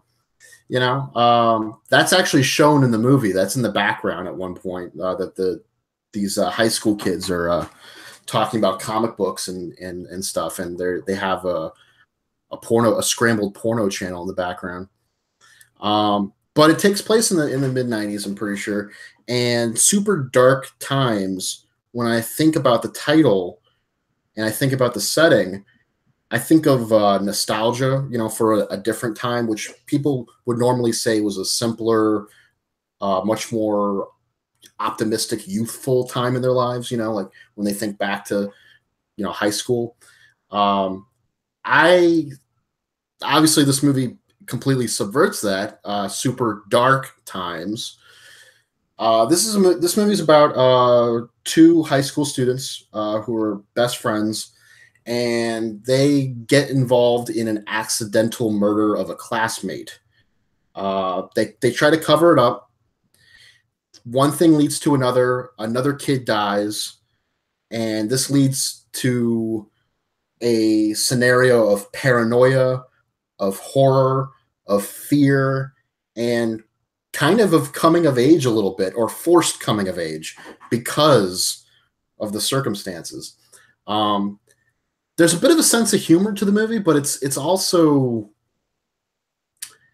like circumstantial, because of the darkness, because of the blood and the violence in the film and how deep it cuts. There's awkward comedy that comes from that. Like there's this one scene where this one character is confronted by his friend, and it's like, dude, why are you doing this? And the guy's like, is that person upstairs dead? And the friend's like, what the fuck are you talking about? He's explaining the insanity of the situation, and then it gets back into the tone that it was originally at. So it sometimes breaks away and has these little weird detailed moments where it kind of settles down and has a bit of fun with what's going on. I was really surprised by this film. It kind of snuck up on me like a dark horse type selection. And I was originally given a screener for it, but I felt so strongly about the first 40 minutes that I caught of the screener. I had something else to do, and that's why I had to put a stop on it. That I bought it on Amazon VOD, and I just finished it, and the other day. And this movie is the debut feature from filmmaker Kevin Phillips. And I can't wait to see what his next film is. This is an absolute surprise. It's got a hell of a style to it. The dialogue is really rich, and when you think about it, coming from like he's writing it for what are essentially teenage boys and some teenage girls, and it really puts you in the mood for high school and even middle school because they cover some middle school ground in the movie too. It puts you in the mood for high school? No, not in the mood. It puts you in that. Okay, it puts you in that tempo. Like it puts you like, oh, this is actually coming from characters who are in high school. Like it's not like it's written by a 50-year-old. You know what I mean? Sure. Yeah. Like it's not. This isn't a Rob Cohen movie who's writing some glossy teenage girl, Has he done that? fanciful adventure. I don't know if he has, but he probably would. It's not The Babysitter, a film by But McG. by McG. No, it's not The Babysitter by McG. That's good. You didn't like The Babysitter? Oh no, I did not. I found it very mediocre, except it had a very good performance by Samara Weaving as the titular babysitter, who is also very good as well, I wasn't trying to make a pun there, but sure. Okay. Yeah, I didn't mean to make a pun there either. I just like titular. Oh, okay. I was gonna say she was also very good in 3 Billboards Outside Ebbing, Missouri, in a very minor but very funny role. But anyway, is she the girlfriend of the ex-husband? She's Jonathan Hodgson's new fling. Yeah, that was my only nitpick of 3 Billboards. Really was her. She did a good job, but she came in like a fucking brick through a glass window, like. But that one, I didn't mind that one because it was actually kind of intentional. And it was intentional. I got that, but I thought her character was probably one of the best written of all of them, as far as being just consistently. Well, her introduction was like such a great payoff to Frances McDormand continuing to talk about her and just throwing shit at her all the time. Then you see her, it's like, oh shit, she was totally right. Right. But then she has a explanation for where she gets a certain telling phrase, and I don't want to give it away because I know some people might be listening, but it's probably one of the best jokes in the whole movie. Yes. Don't worry about that. I mean, we say stupid shit on this podcast all the time. Well, no, but still, I don't want to give it away in case anyone has. Oh, you mean spoiler? Okay. Don't be worried about saying something offensive. We've said some really terrible things. No, I meant spoiler wise. I didn't want to give it. We should probably avoid saying offensive things. You know who's a piece of shit? Mike Pence. Well, that's not a terrible thing to say. I heard something super hilarious, which is that like if people have to go through Mike Pence to meet Trump, people will like greet Mike Pence and then go to meet Trump, and Trump will say to these people, he'd be like, "Did Mike make you pray?" Which is the funniest. It is the funniest fucking thing. He does that. He makes people pray. Oh, he's a Christian. He's a little snowflake. But doesn't Trump consider himself a Christian? He's like, he's a piece of shit. No one is better at serving God than me. Yeah, he does. Boy. Did anyone read Fire and Fury yet? No, I've read it. Let's talk about it. Just to quickly wrap up, Super Dark Times, go rent it, go buy it. It's an excellent movie, very surprising. I think it deserves more attention than it's getting. I definitely want to see it. It's on my Netflix queue, and I've heard it's very good. It's on Netflix. Yeah. Okay, I gotta see this. All right, I'm gonna watch this. 'Twas Super Dark Times, indeed. Yes, Fire and Fury. So, no, I haven't read it. We'll get to Salt and Fury, but let us talk about Fire. Salt and Fire. Why? No. Because why do we want to talk about this book? I want to get my hands on this book. I want to read this book. I want to know. Your excitement for this book reminds me of my excitement for the Star Report back in the 90s. But I was actually a Bill Clinton fan at the time. I was my family was Democrats, and I was told to support the Clinton cause and stuff like that. I really didn't have much of an interest in it. But when the Monica Lewinsky scandal happened, all my friends were like, "Have you read the Star Report? It's really crazy and sexy." I was like, is it supposed to be sexy? Because it's supposed to be slimy, isn't it? It's real sexy. Yeah, no. Like we're not talking about Playboy. We're talking about a detailed description of lechery and abuse of authority, and it's supposed to be unseemly, right? Well, what's crazy to me is that you bring up that your parents were supportive of Clinton. I'm sure they voted for him and Bob Dole and Al Gore and all. My parents were. Well, Bob Dole was a Republican. They wouldn't have. Yeah, I was gonna say Bob Dole's a Republican. Bob Dole. I'm fucking up. Anyway, Al Gore is what I meant to say. How the fuck do you confuse Al Gore with Bob Dole? Bob Dole wasn't a terrible choice or anything. He was just Bob Dole. Every time I think about Bob Dole, I just think Simpsons. About that. No, I think it's actually Family Guy where they do the joke. Like Bob Dole. Bob Dole. Bob Dole. I think of The Simpsons where the Treehouse of Horror. Kodos. Yeah. What are they called? Kang and Kodos. Kang and Kodos And take over Bill Clinton and Bob Dole. They're walking hand in hand. It's like, President Clinton, you shouldn't be walking hand in hand with your rival. He's like, oh, we're just enjoying an exercise. There's something wrong about this. That's funny as shit. That's a great episode. And that I think of Norm Macdonald, honestly, on Saturday Night Live doing the Bob Dole thing. Oh, yeah, that's great. Yeah, I forgot about that. He's got the pen. He always has a pen in his hand, holding it because he actually has like a grip problem or something. So. Anyways, what were you about to say, Bill Leon, about? I'm just saying it's interesting. It's interesting to hear the opposite because I grew up. My dad's been a Republican. Yeah.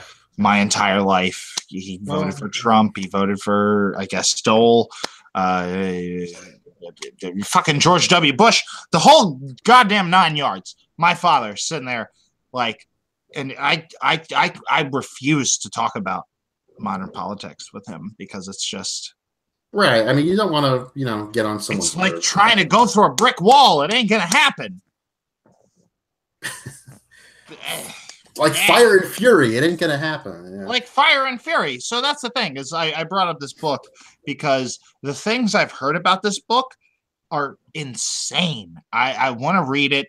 There apparently there are politicians that accuse Trump of being borderline illiterate. I wouldn't say borderline. I would say he is illiterate. Yeah, I mean that's not really a secret at this point. I think that's pretty common knowledge. What I like is the story that he eats McDonald's and other fast food because he's so scared of being poisoned. There was by the White House cooking staff. Oh my god! Those guys are like pros. They're not going to poison the president. They don't give a shit. They work in the White House under multiple administrations. They're not vigilantes. Are you going to be the chef that poisons the president? Fuck no. I will be in jail for the rest of my life. Right. Fuck that shit. Exactly. No, I want McDonald's. That won't get poisoned. That's not poison. Listen, I love a Big Mac just as much as the next guy. But at the end of the day, you got the White House cooking staff. They could, that's probably 5-star chefs. Everywhere you look, you could spit on a 5-star chef. The Obama administration had a garden set up just for the cooking staff so they could grow the food that they use and everything. All natural, all good stuff. Yeah. It's like, I want McDonald's. Give me McDonald's. I want the McRibs. Give me McRibs.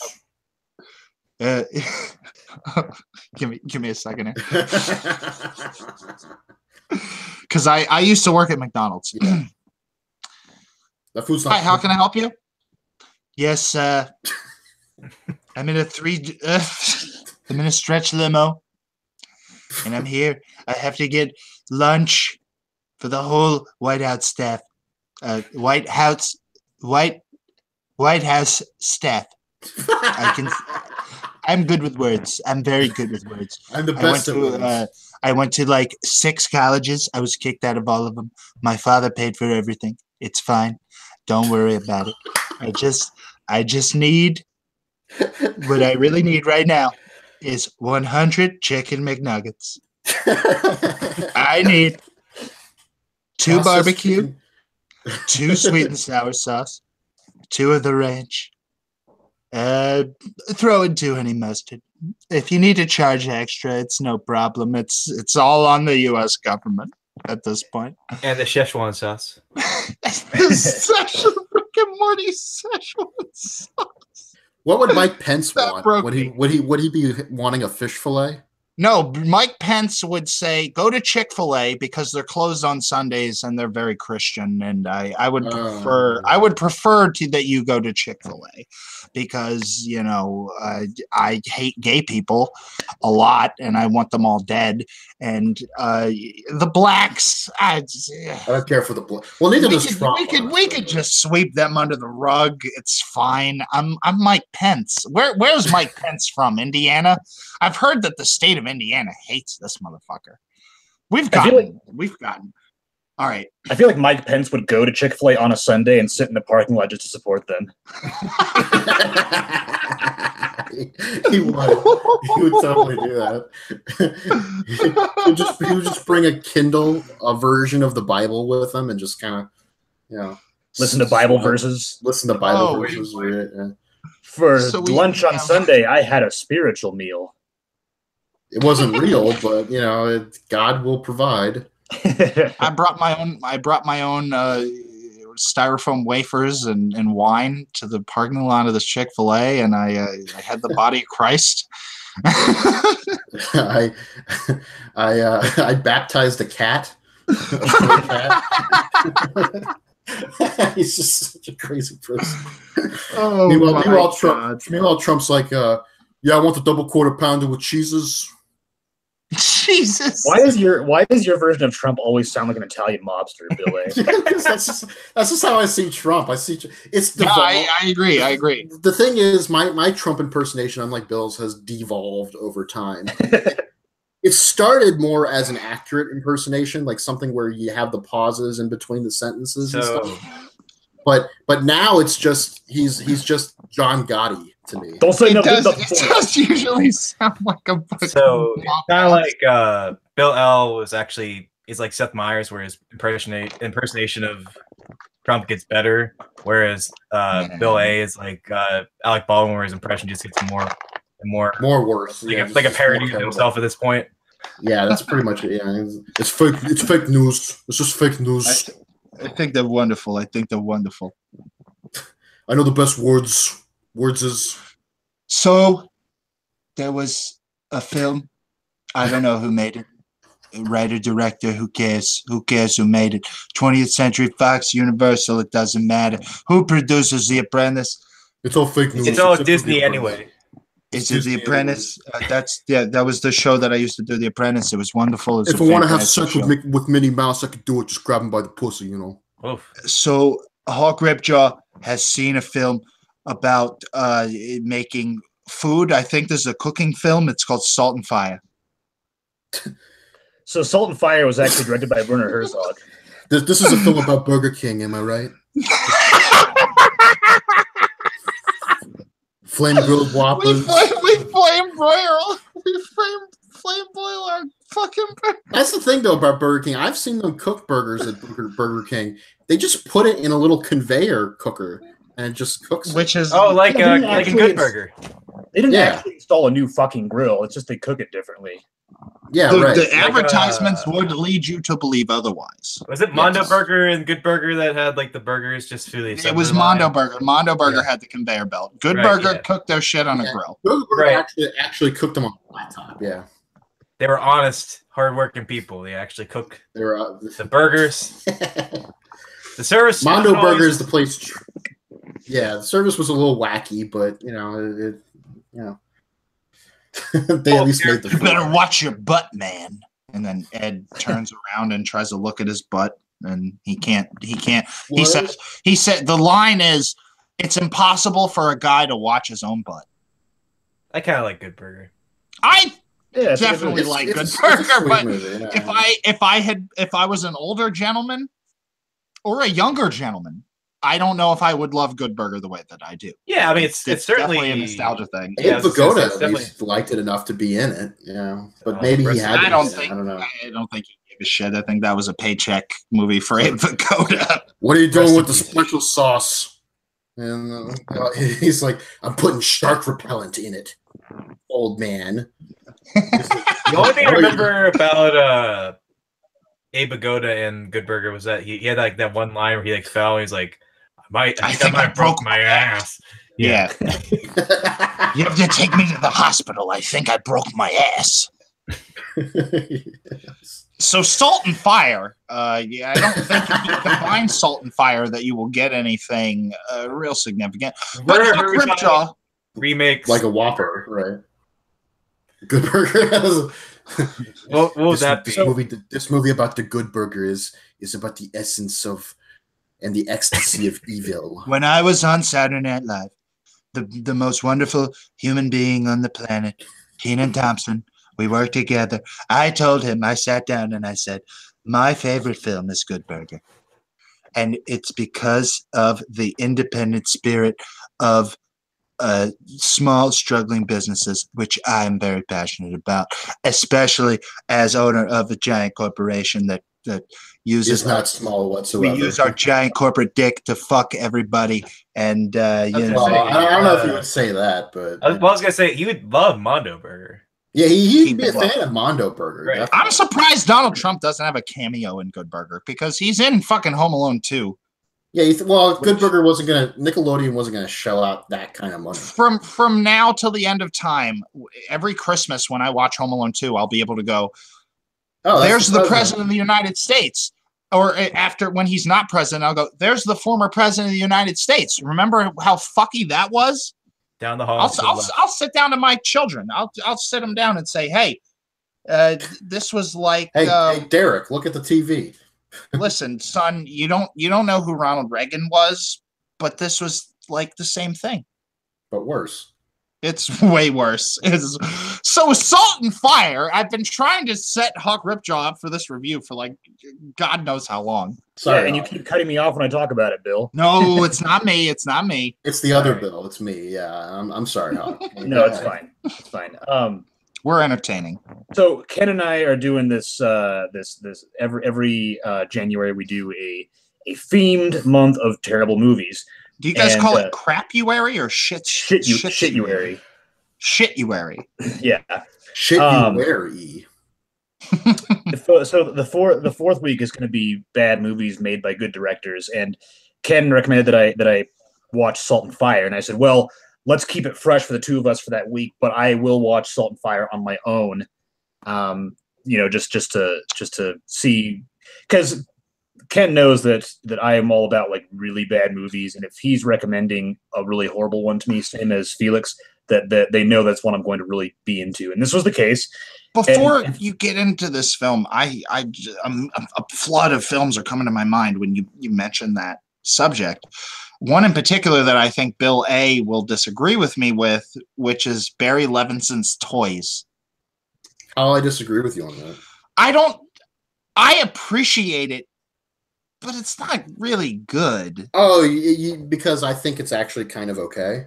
No, I think it's actually kind of okay, but it is this sort of fascinating oddity. Yeah, no, I agree with you. I don't disagree with you. I think everybody would agree with that.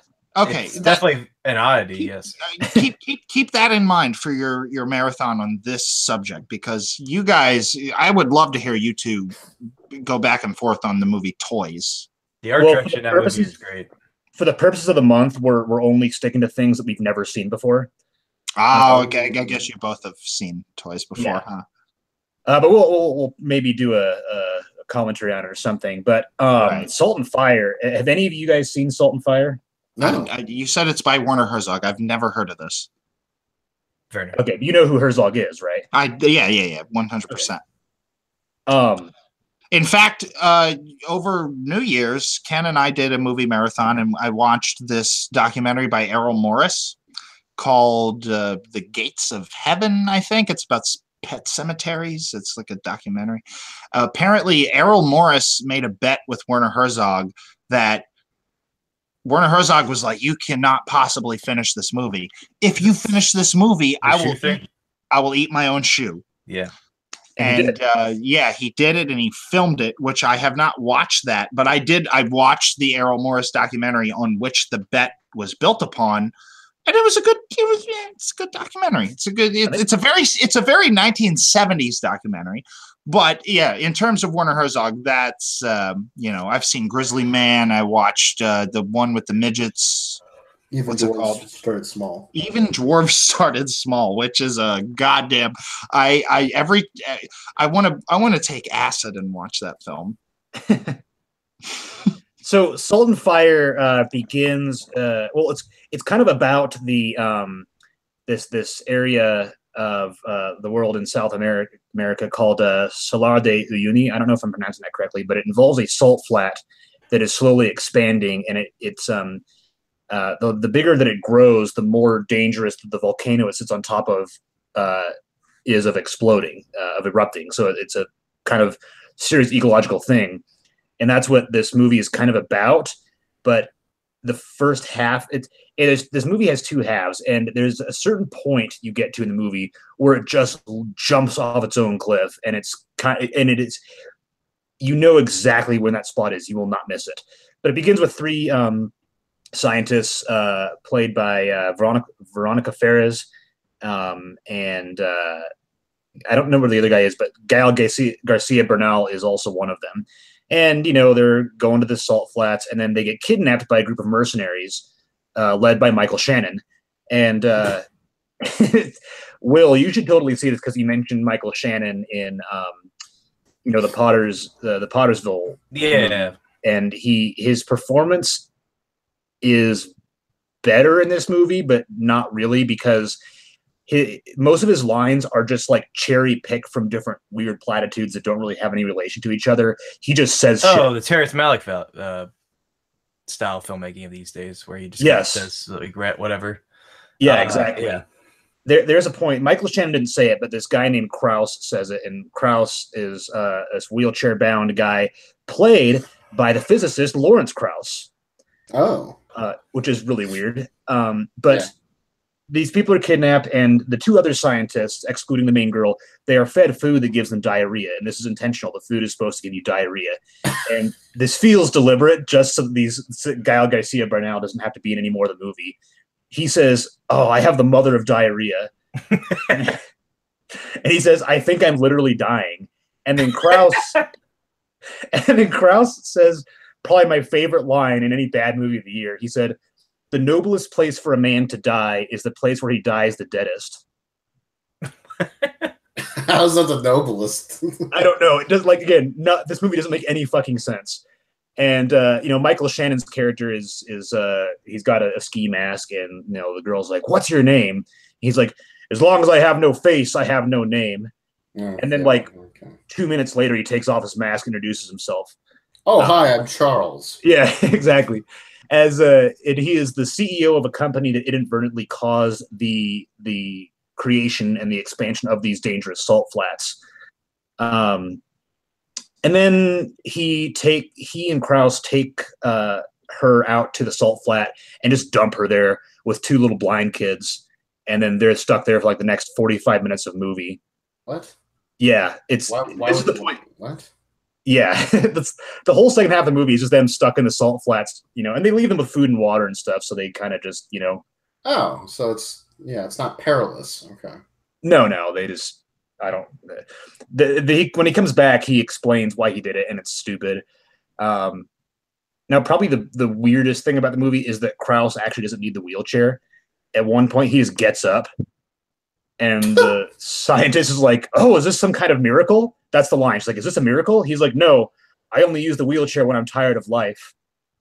What the fuck kind of dialogue is this? The dialogue is awful. Like, I do not get it. It is so bad. It's like pseudo Jodorowsky.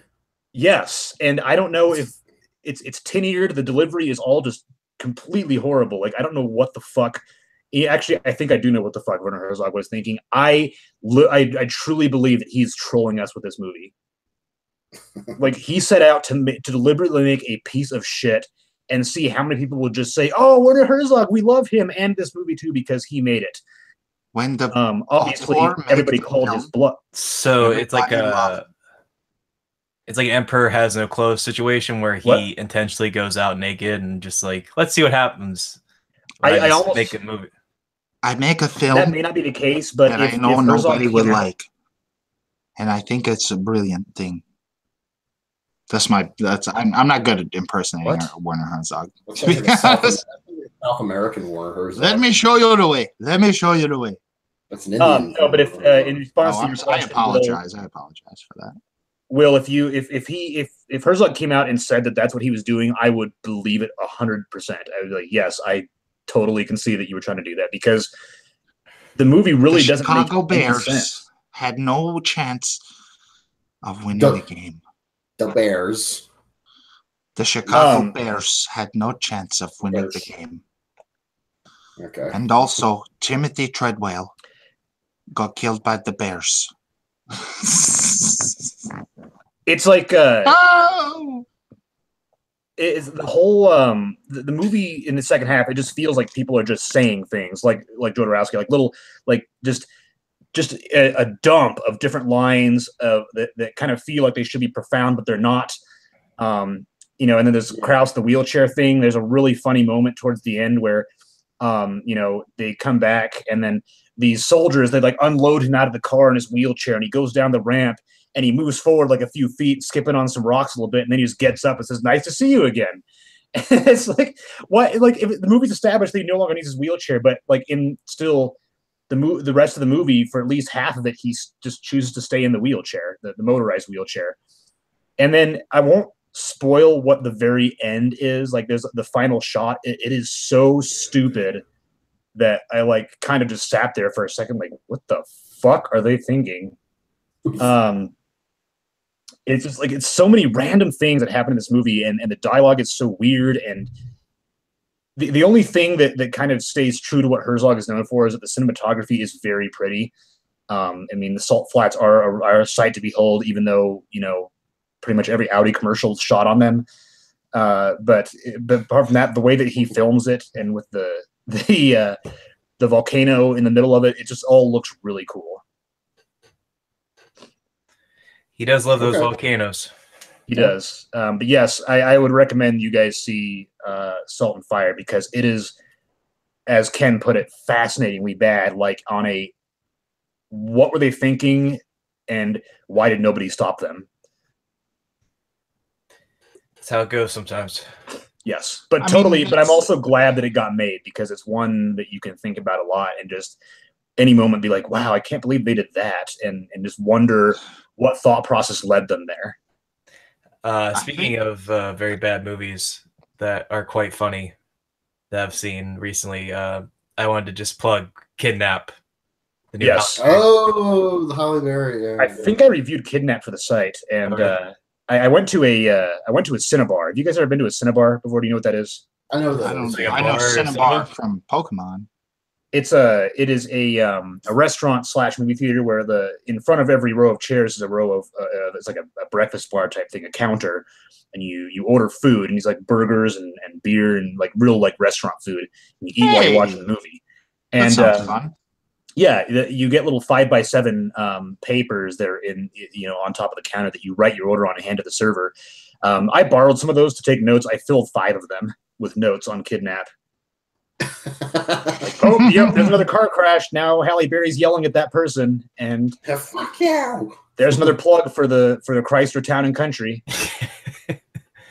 Yeah, it's a beautiful mess of a movie. Easily one of the worst movies I saw from 2017, but I would put in the good bad category as far as like it's perfect drunk movie to watch with friends, because like it doesn't really ask a lot out of you other than to accept the pure ridiculousness of everything that happens, where Halle Berry is like going through hell or high water to rescue her son, and then the process kills, I think, at least 5 people. That was somewhere around my count. Yes, I mean it's 5 that you can see on screen. 5 confirmed kills, arguably. Yes, 5 confirmed kills and countless more collateral. Right. Well, there's and I thought this was like something that happened to like my computer. There's like a scene where like she's driving.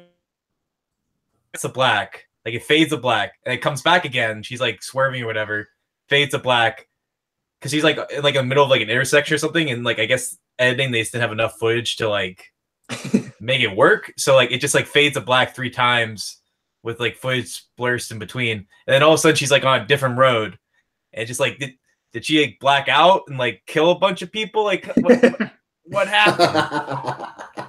Yes, she had diabetic shock. just like full enraged about this lady taking her kid that she just momentarily blacked out, and she like went into like a weird driving fugue state. Yes. And it's quite the fun bad movie. She had hysterical pregnancy on the way. Yeah, and the thing is that like one thing that does make it a lot of fun is that Halle Berry is like acting her ass off in that movie. Like she is not half-assing it in the least, and it's like she like I guess I don't know if she thought it was going to be good or she just like knew it was going to be sucky and was just like, I'm just going to give this my all anyway. Like I'm a professional actress, I'm going to make this work. I'm pretty sure she was 43. serious about the movie. She's like, "Oh, this is a really big deal." Yeah. So like, yeah, I mean, I think she was committed. Like, she thought I'm at least gonna get a Golden Globe for this movie. Nope. But, nope. No. You took the wrong kid. Yeah, took the wrong project. Wrong kid died. The wrong kid died. I forgot about that. Yeah. That's it.